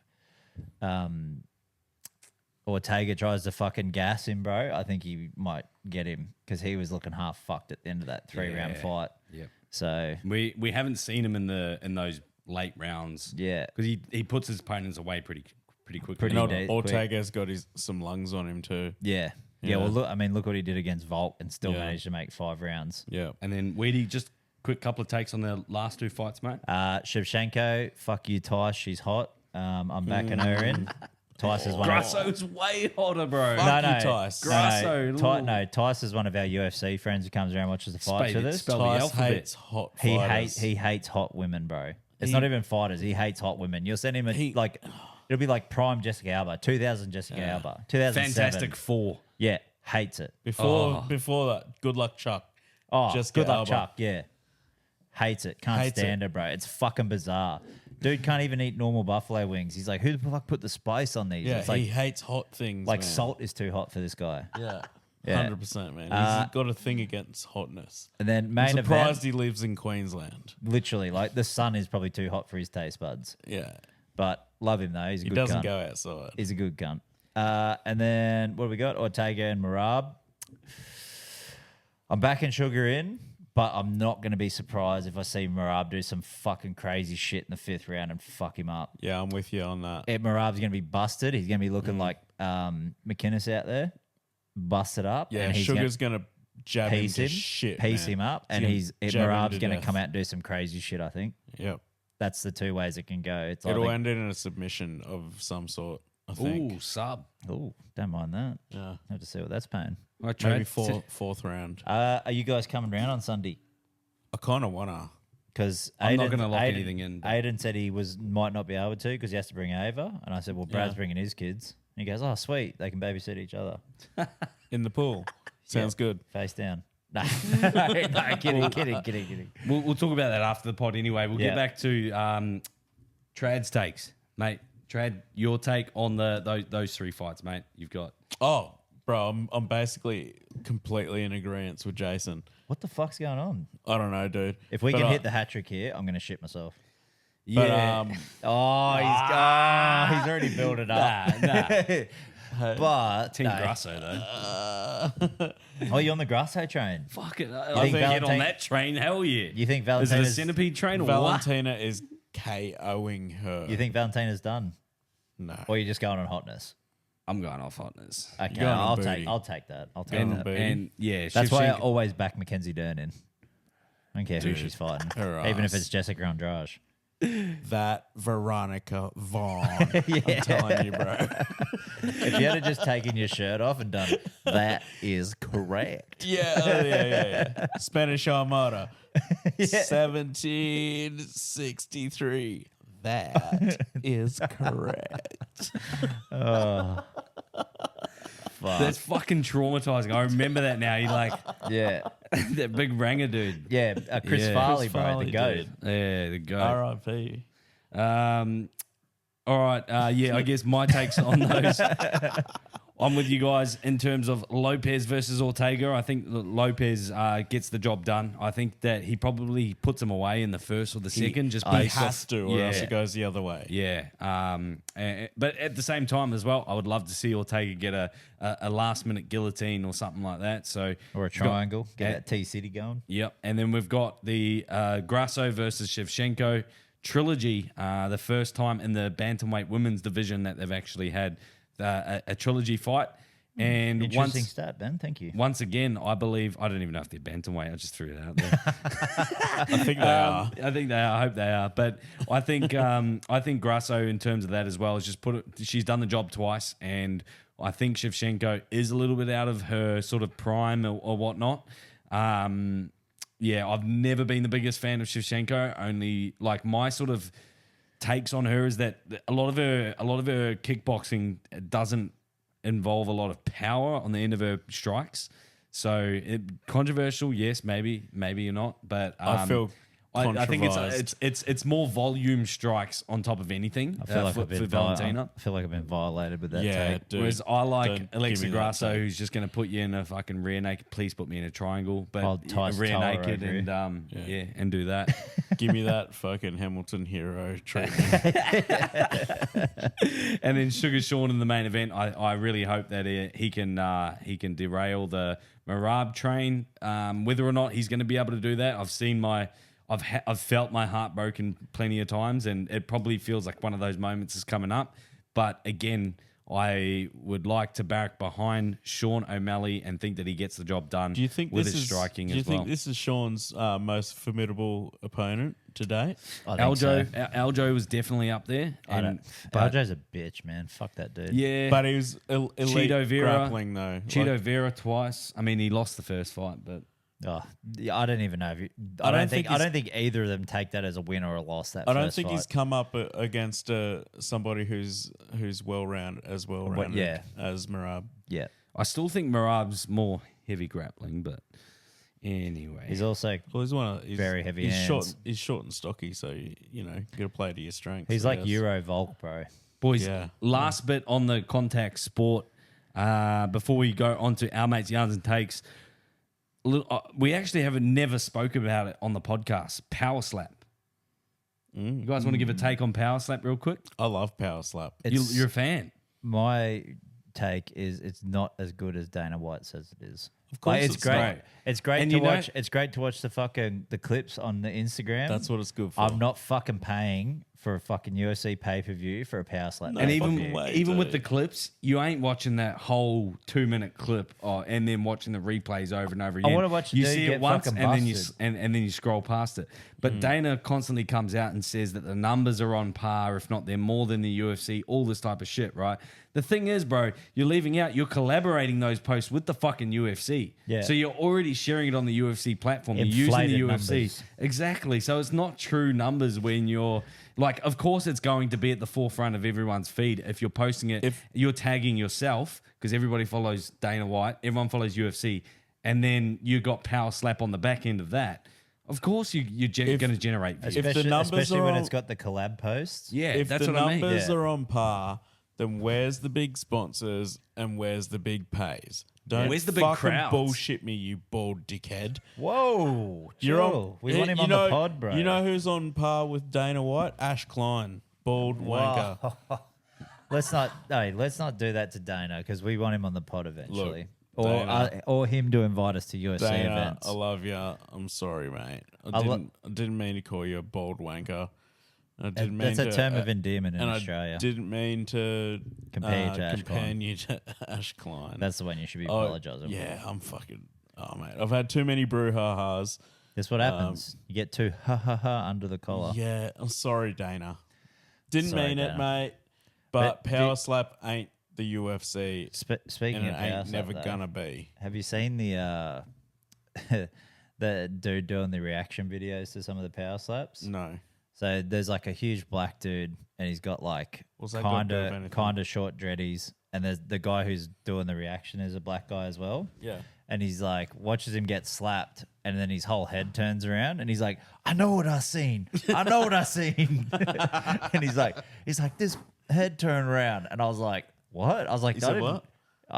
I can't say it. Okay. But and then it does the replay, bro, and the dude's whole head turns around like a fucking budgerigard. I'm like, oh my God, there's no fucking way. Like, Can you believe they score that shit as well? Like, there's an actual scoring system. for the and it's like, how days they are, and if they don't hang on to that's that bar fucking. and That shit, is some bullshit. it's Like, it's, I mean- it's good for like it's literally good for a fucking doom scroll. That's about it. Maybe a publicity stunt. That's Is that what that is? But it's like you know how like bowlers, dart players, snooker players, not actual athletes, still have a skill. Yeah. That's what power slap is, but for like bogans, rednecks, like I don't know what other countries Whatever call one you them. could throw in there. You could probably throw in a few more. What's a New Zealand version of a bogan? Hoary. Hoary as G. I already knew Hoary, that. bro. Yeah. Yeah. Yeah, you're hoary as G. Nah, Hoary's worse than a bogan. Yeah, that's like cunts that pick up darts out the front of a hospital. Hoary's like looking for looking some for cunt that's just got snot hanging out of his nose, coughing everywhere. looking for dumpers He's got one sandal on, one croc on, or one jandal on. or two different shoes on. Yeah. Yeah. Yeah. Bro, that's going to lead us into our mates' yarns and takes. I know Trad's not here, but we'll fill him in. We actually had a brand new shout out from our mate from your fantasy league, I believe. Yeah. Is that Aiden? Aiden Hagley. Yeah, I was feeding him some shit, bro. I was told him I put the Cowboys and the Doggies on blast. They gave me a bit of feedback in the chat and they didn't like it, so I just kept feeding them more shit. So you called and then in. and then I sent him to the podcast. So Love it. Love it. All right, this is from our mate Aiden Hagley. Thanks for sending this one in, brother, and look forward to giving our takes. Cowboys are making the finals. They're going to dust the Knights week 1. They're going to dust Sharks at Shark Park in week 2. We've seen it before. Nico's a choker. We're going to get to the prelims, and it's going to be Penrith or Roosters. By some miraculous reason, it's Roosters. We dust them, the fucking injury-prone as shit. If it's Penrith, it's going to be a tight one in Penrith, but we'll dust them too. Get to the final, anything can happen. Storm are a worry, but I put Tom Dearden up against Cameron Munster any day of the week, and Tom Dearden. Also, Jake Clifford's better than Jerome Hughes. Thanks. I love how it's like there's no like close wins. Everybody that plays the Cowboys is just getting dusted. Yeah. The Cowboys haven't put fucking 4 games together all year, cunt. Jake Clifford for mayor of Yeah. Townsville. Oh, dude. Up against the fucking French maids, bro. There's a lot of dusting going on. Yeah, Jesus. Fucking I dust love it Penrith, though. bro. Who was it? Aiden. That was Aiden. The only time they beat us this year is when we had our Origin players out, and then they also beat fucking Melbourne, but let 30 points in when they had 11 starters out and had 2 players go off injured. You guys are fucking pretenders, Aiden. Fucking talk about choke artists. My God. Well, it's Sharks. Dude. Speaking of Aiden, Hey? speaking of the Sharks. No, Aiden Hagley goes for Cowboys. No, but he said Sharks are choke artists. No, Cowboys are choke artists as well. Oh, yeah. Yeah. The only thing Val chokes on is bags, gun. Sorry. Continue, Ben. Well, speaking of Aidens and Sharks, we've also got a couple of yarns from our mate Aiden Gleeson, the Black Hobbit, local Aboriginal. Thanks for calling in, brother. Look forward to responding to these. It's me, Darth Hobbit. Benny, I am your father.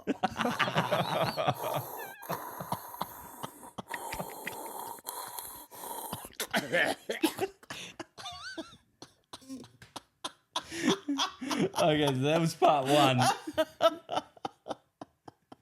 Fucking hell, I forgot to say, in your hanging out chart. Wow. So that first memo was just for me go, Well, James Earl Jones just died, and he was the voice of Darth Vader. Yeah. Oh, this is a tribute. Yeah. Oh, mate. It's a tribute. I take that as a sign of respect. This was the... Oh yeah. Also got a carton of the locals lager heavies. Pretty good. They went down way too easy. Georgie, you've done yourself a mischief there, mate. So I'm going to be taking them all in ya, hanging out ya. Bro, I literally rocked up to the shed on Friday. I had a shit day, bro. I didn't want to fucking borrow anyone because I knew these cunts had gone to Labrador to get beers. Then they were already at the pub drinking them in the car park. And then I rock up. I was fucking off it, bro. I was like, bro, we got cunts out here working, blah, blah, blah. Aiden drives his truck in. He's just got a beer hanging. I'm like, and it was locals lager. It's a brouhaha. And I'm just like, oh, okay, I'm over it now. I had a shit day, but I'm over it now. I That's knew sick. you had a shit day because I think it was Simo posted a picture of his Oh, beer. yeah, dude. That And fucking, Dude, I love salty Weedman, old salty Weedman here. He's like, no, he said Simo early was day. Like, early day today. Yeah. And salty Weedman here comments back, you Like- must be the only one. Yeah, I saw that, eh? I was like, It was only I'm because going to stay out of this, but, ooh. it was only because, and then when Aiden sent one too, I'm like, oh, fuck both these cunts. Love them both, but I was so angry that I wasn't drinking beers. Because I fucking had my ass hanging out all day, and then I go fucking pick up this mower that's fucked, and we got to push it into the trailer. Fucking one day a week, you're not the first cunt finished. Fucking God help you. Oh, mate, it was a fucking chaotic Friday, but seeing that gorgeous fucking beer hanging out Aiden's little paw out the side of the truck.